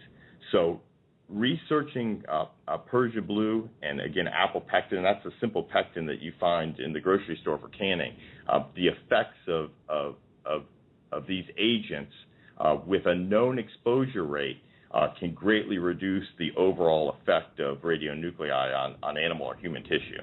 And we're going to go over those in our video series and make sure that there's a working knowledge of all the viewers on how to treat those, and we suggest that above and beyond that, you go out and do the research to a certain level on your own so you can gauge a very good understanding of them and how you would move forward if you have a known exposure to them. And just so everybody knows, the Prussian blue is it's a compound that can be found. If you've been to a large craft store, you've seen it in its raw form. So it's something that... It's also known as Turnbull's blue. Right. It's something that everybody can get a hold of. And that's I want to thank you both. There's such a service being done for people, because there's so little, as my dad said, information about what's going on there. And not only that, what can we do to mitigate the circumstances to prevent ourselves from, being contaminated, lower our risks, and that information is very far and few between. You really have to search for it, and I just want to thank you guys again for being on the front lines of that, as it is one of, if not the most biggest disaster in the history of my lifetime, and it's just getting worse. I mean, we're 2.5+ years into this thing. No, you're absolutely right.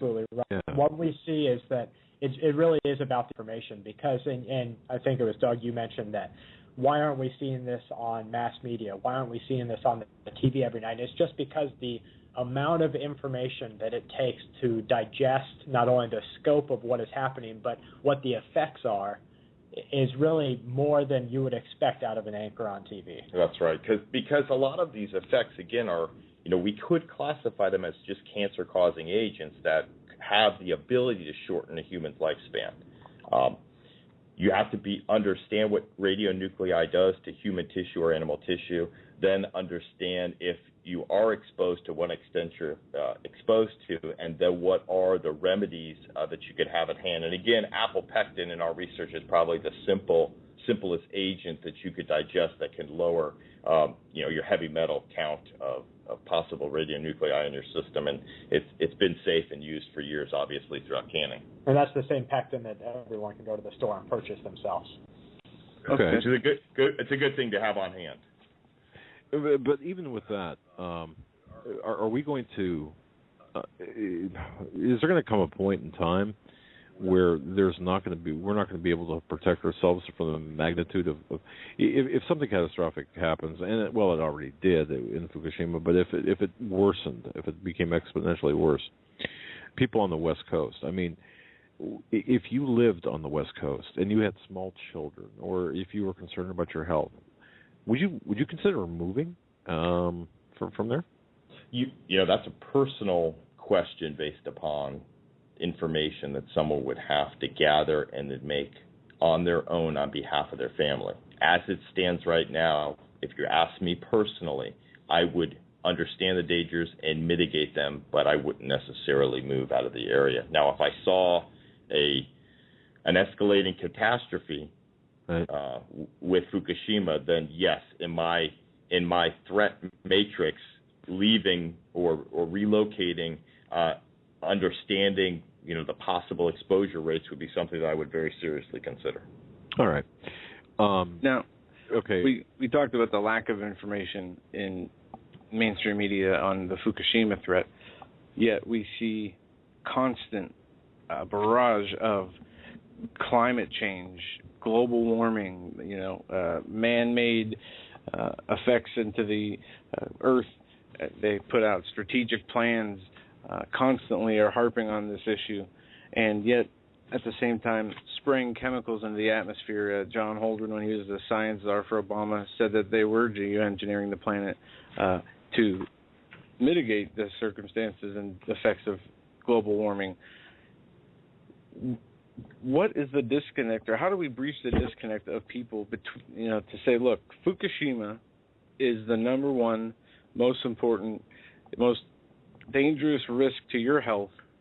Global warming is, you know, you should be more worried about getting stung by a bee at this point. Well, I think that's a great question, and bridging that knowledge gap of what threat each individual has. To speak on climate change, we are proponents of climate change in itself. It is undeniable. Places that were warmer in the past are now cooling, and places that were cooling are now getting warmer. But we are not proponents of it being a human-made condition. We do see a very limited effect in the data and information that we have extensively researched that man has had a very limited effect on its cooling or warming process. But most of that effect is undone every time a volcano goes off, or every time the ocean soaks up more of the Earth's temperature. So we are not proponents of placing the blame on us as humans. We do see it in a cyclical nature.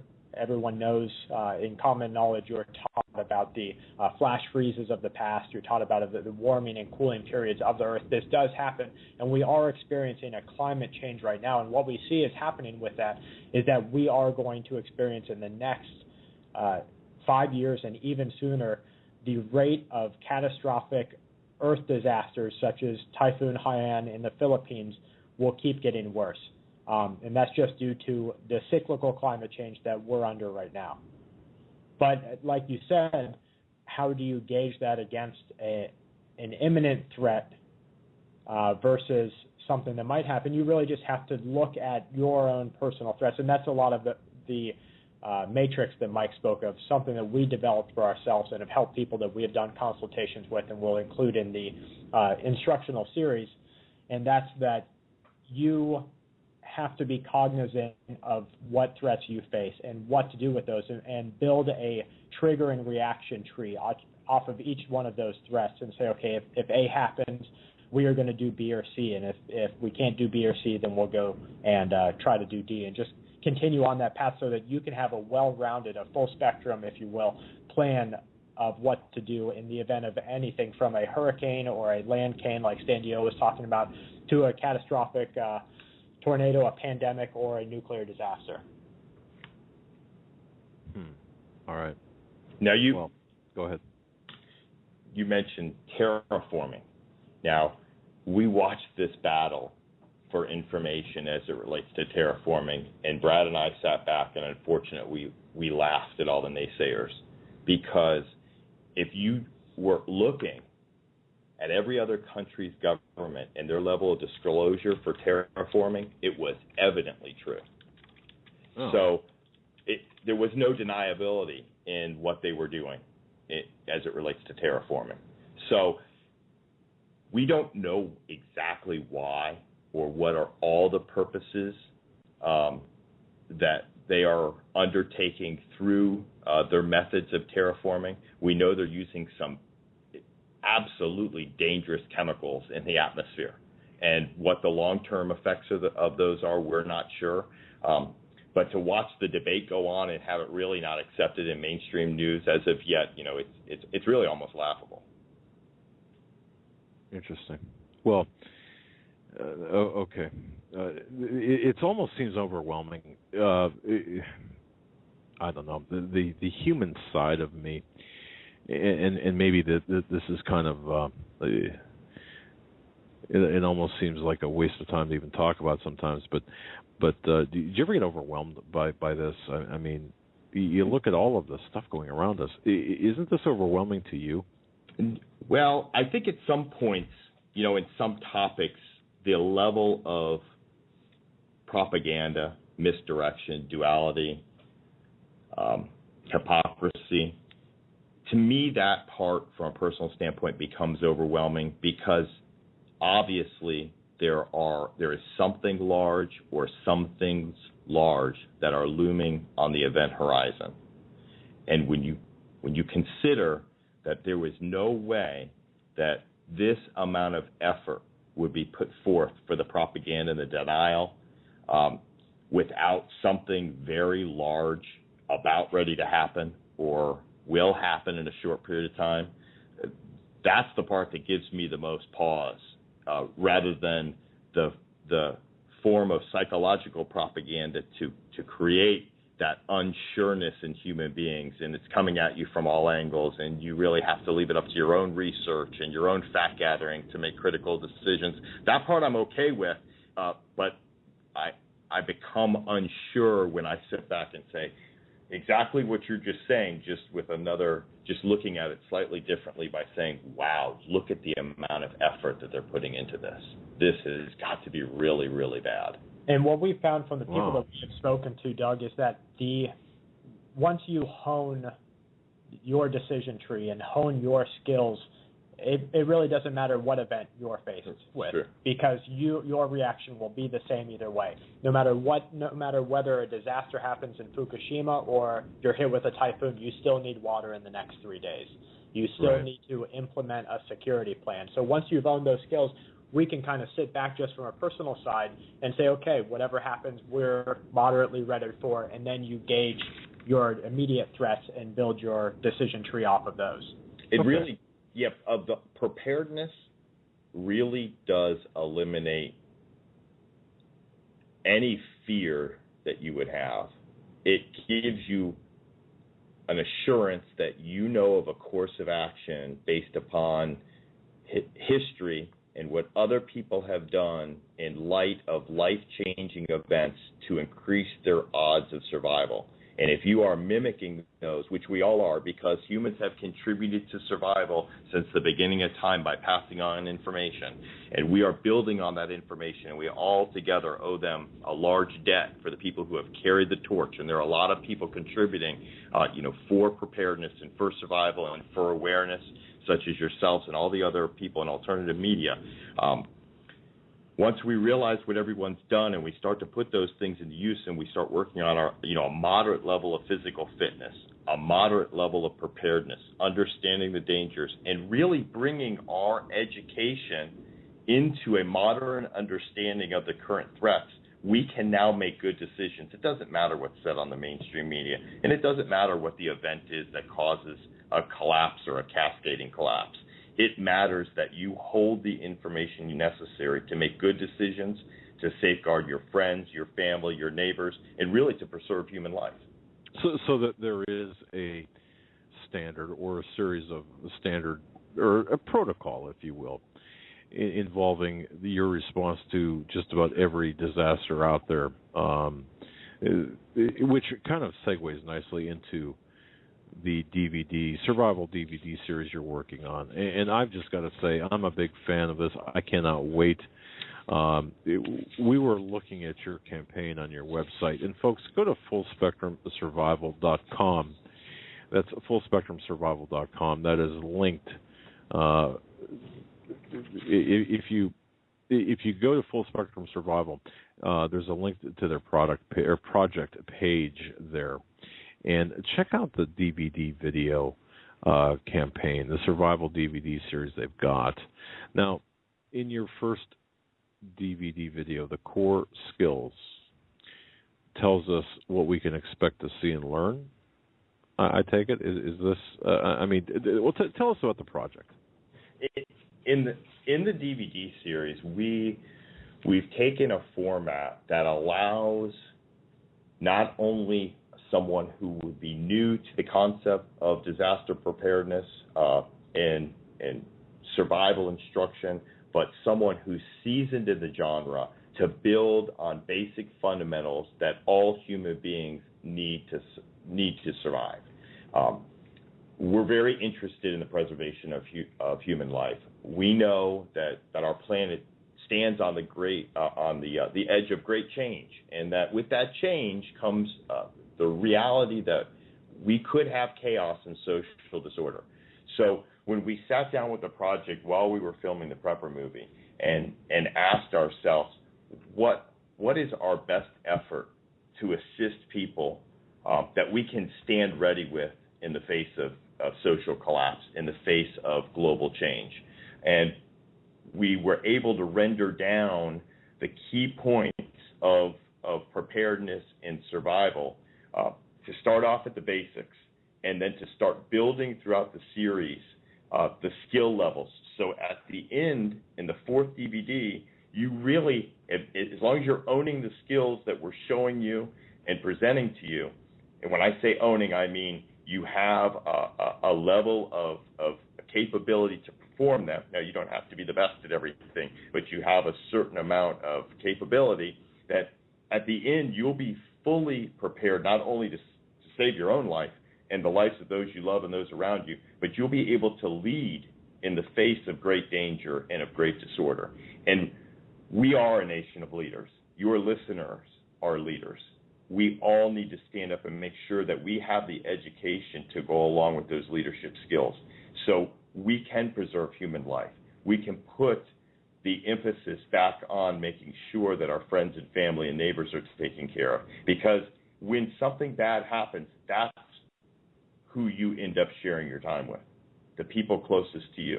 And you might not know them that well, but having the ability and the information to survive and to thrive in those austere or adverse environments makes all the difference in the world.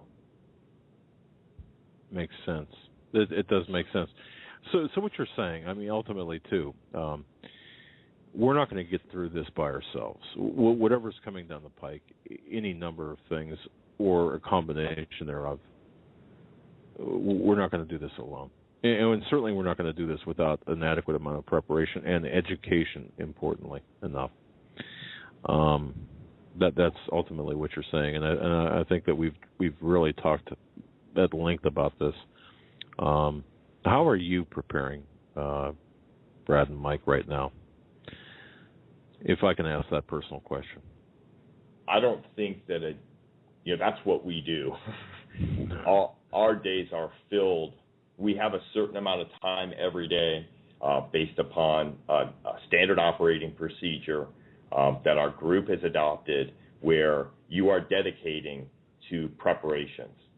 I don't think any human being can be fully prepared for every disaster and every catastrophe, but we are constantly building on our base of information, our base of skill set, our base of understanding in order to make it through that catastrophe or danger. And it doesn't have to be our viewers or everyone's lifestyle. It happens to be our lifestyle. We were brought up that way by our father. Unfortunately, our great aunt just passed away. And just to explain the depth of preparedness.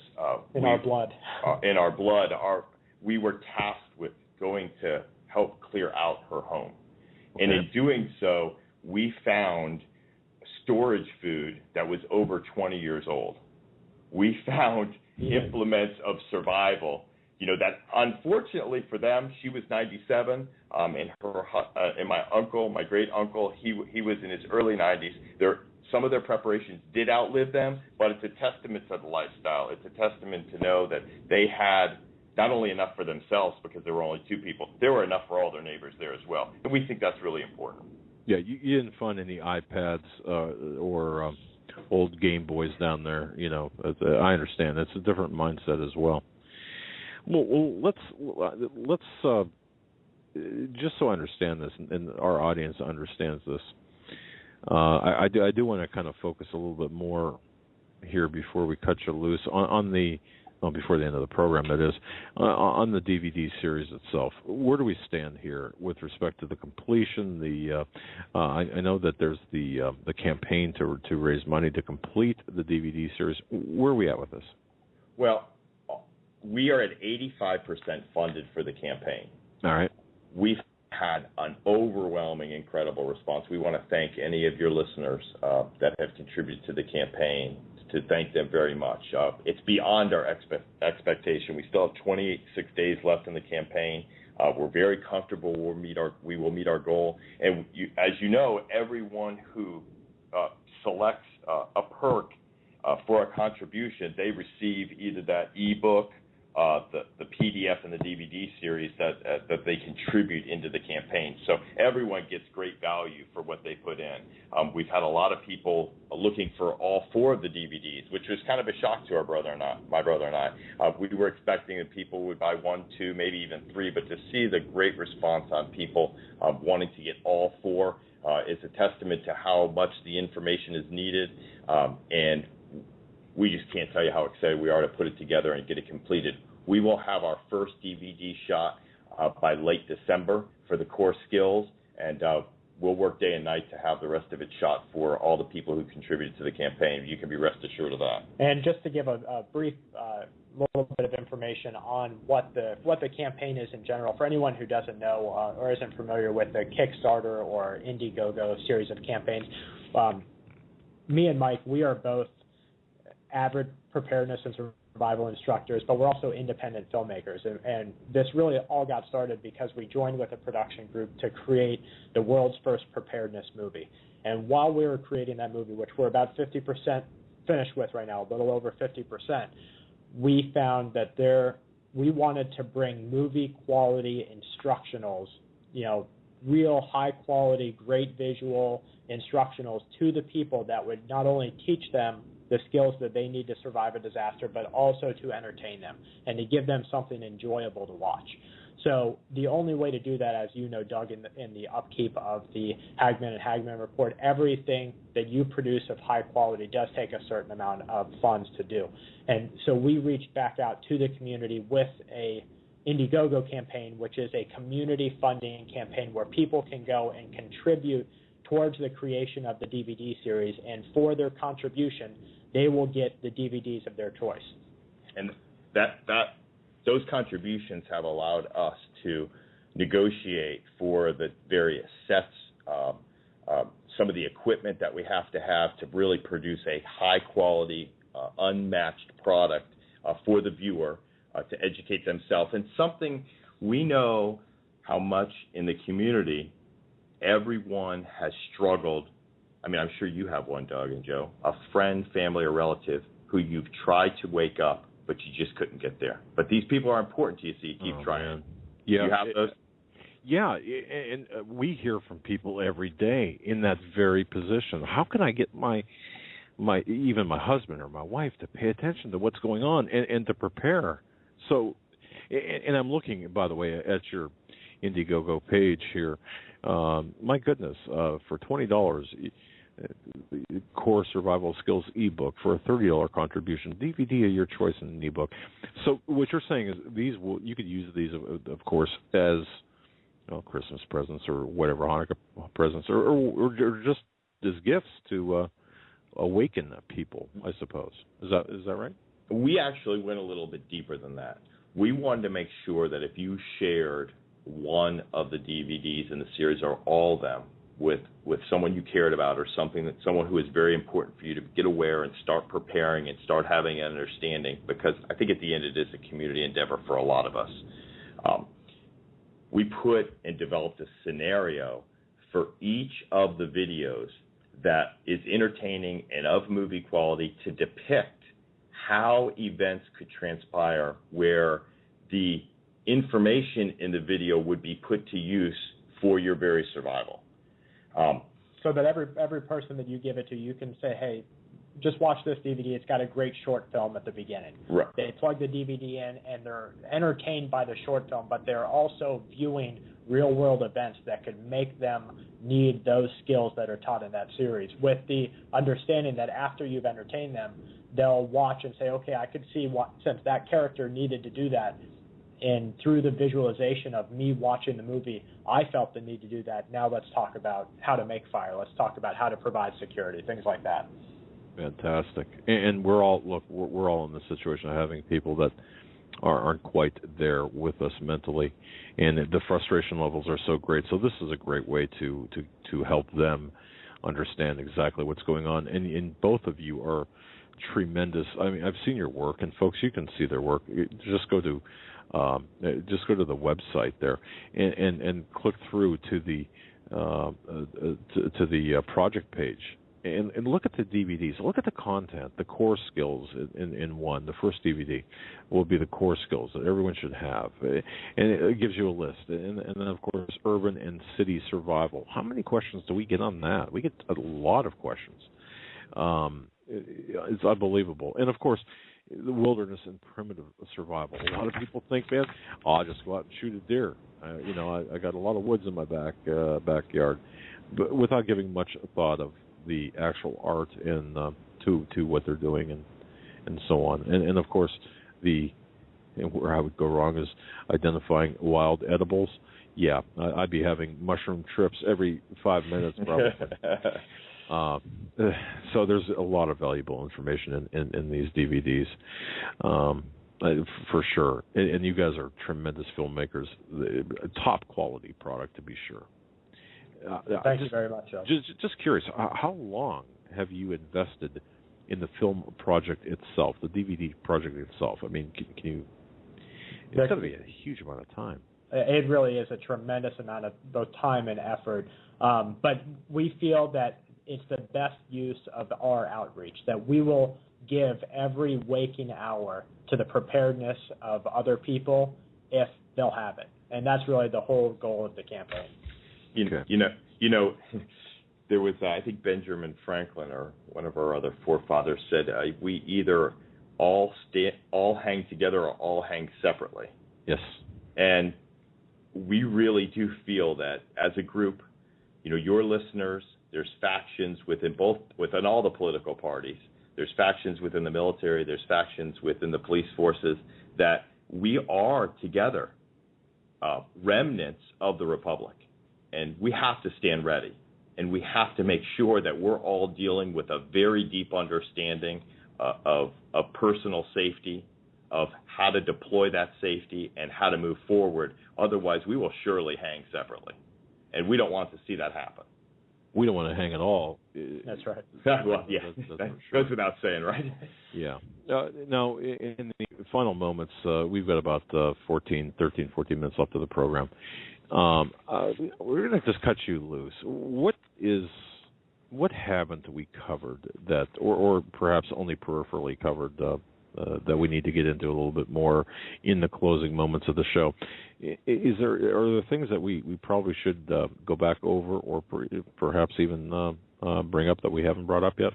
We really didn't touch on the urban survival aspect of the DVD series, and we've talked to a lot of people who live in the city. And we've also looked at cases in other countries that have experienced either, a war-torn collapse, an economic collapse of some nature. And we realized that a lot of people who live in the cities and the suburbs that really have no other financial choice but to do so for employment, out of an employment necessity, they may not be able to leave in the event of a catastrophe.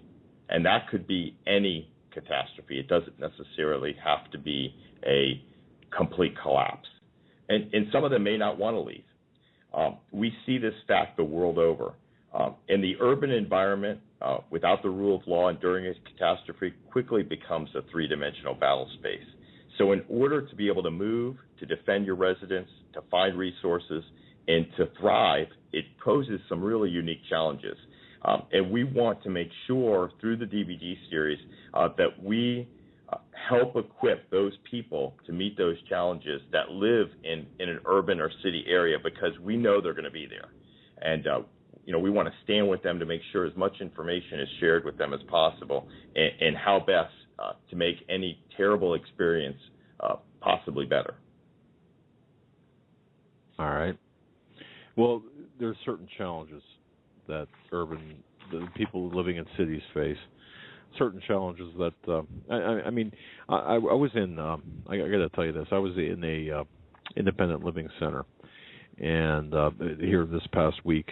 Well, as a matter of fact, they moved my mother-in-law, or superintendent, to move for her into an independent living center. And I'm looking around. I'm thinking, what would happen to these people? And they're independent, yet it's in such a closed environment. What would happen to them in a power outage, in an emergency?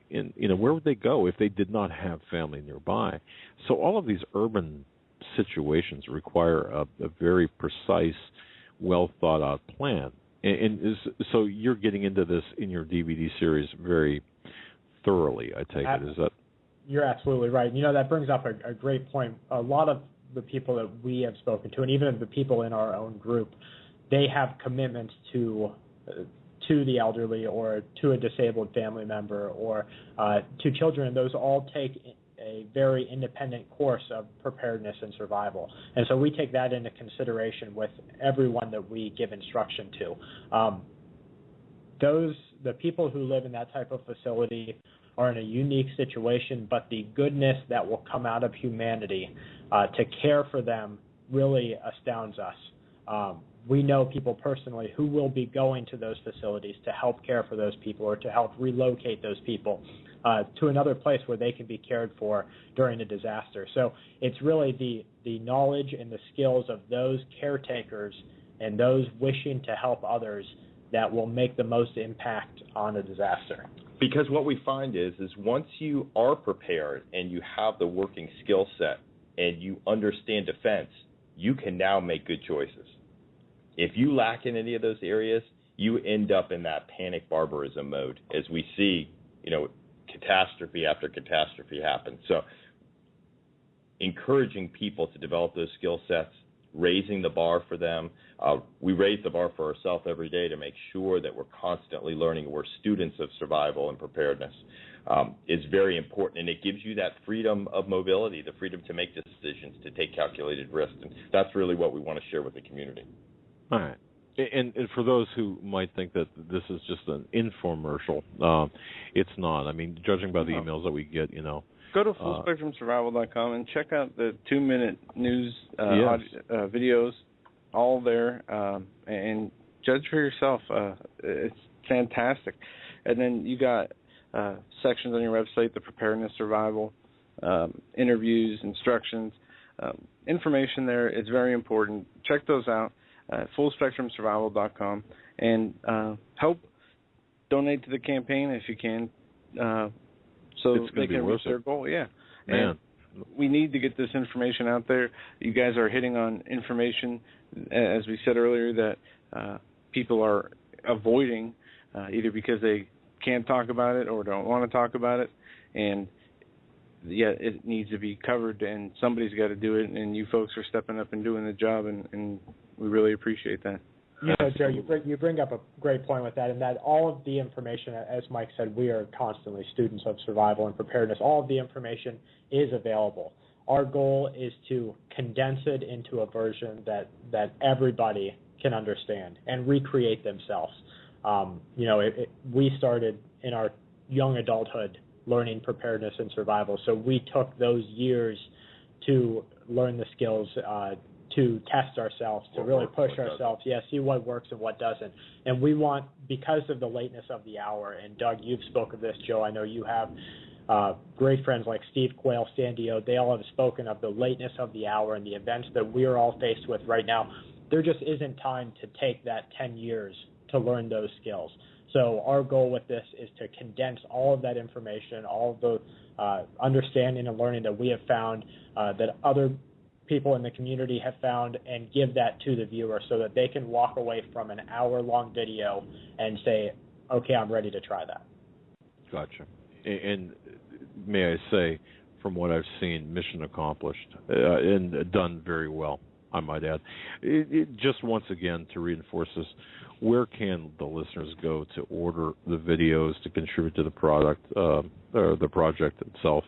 If they go to fullspectrumsurvival.com, all one word, the first thing that they'll see underneath the header is a title that says "Help Us Create the Ultimate Survive the End of the World as You Know It" DVD series. There's an image right there. If they click that, it'll take them right to the Indiegogo campaign, and right on the campaign they can choose the DVDs that they would like to contribute to. Very good. And I just want to remind folks that, remember, and I think this is framed very well. I think you've framed this very well. Remember, it's not the end of the world. It's the end of the world as you know it. Things will go on. The world will go on. It's just going to be changed to such an extent that you're going to have to adapt. And your very survival is contingent upon your ability to adapt and to protect yourself, get out of the way of what's coming, and handle what's coming in a very professional manner. I want to thank you both. Both Joe and I want to thank you and you both for your time tonight and for really kind of hitting on some points that Fukushima, even Common Ison, my goodness. And even talking with you guys before the show, working with you guys here in the future, sharing your insight and your 2-minute news on the show. It's really going to be something that is going to help us, and hopefully it helps bring more viewers to you guys as well, and you can reach your goal and continue doing what you do. Yeah, Joe and Doug, you guys are great. You are great within the community, and it's a pleasure to do anything with you and with your entire audience. And know that we're working with godly people, and know that everyone understands where we're at from a mindful perspective, where we're at from a spiritual perspective, and where we all need to go in the near future. And we look forward to developing a platform and information to give to your community. Absolutely. We want to stand with you and make sure that everybody's educated and is dealing with the knowledge that they need to make good decisions going forward, the best they can for themselves and their family. Fantastic. Well, like I said, it's a pleasure. It really is a great partnership, if you will, together. This is fantastic. We're very proud to be a part of your project, and very, very proud to be a part of all your endeavors, and certainly hold you in high regard. And I just want to tell our listeners, you've got to visit fullspectrumsurvival.com, take it all in, and certainly news in 2 minutes. Yeah, bookmark the YouTube. What a great product. Subscribe to the YouTube. That's right. My friends, I want to say thank you so much for your time tonight. I know you've put in a full day, as we have, probably dog-tired, but thank you so much for everything that you've contributed to the program tonight. Thank you both for having us on, and we wish your listeners Godspeed. All right. Thank you both, and have a great night. Ladies and gentlemen, that was Brad and Mike Harris from FullSpectrumSurvival.com. What a great interview. What a great pair of people, brothers. To me, this is what it's all about. Right. Helping people. Through many different means. Everybody has gifts that they were given. Everybody has a calling and a purpose. And part of the journey of life is finding what that purpose and calling is, and then dedicating yourself to that and fulfilling not only your goals, but the Lord's will that's associated with the gift that you were given. And that's right. When that happens and everything lines up correctly, that's when the blessings really start to pour in, and the Lord takes it from there. Well, one of the things, and we're going to close up with this, is the fact that we don't know exactly what's going to happen.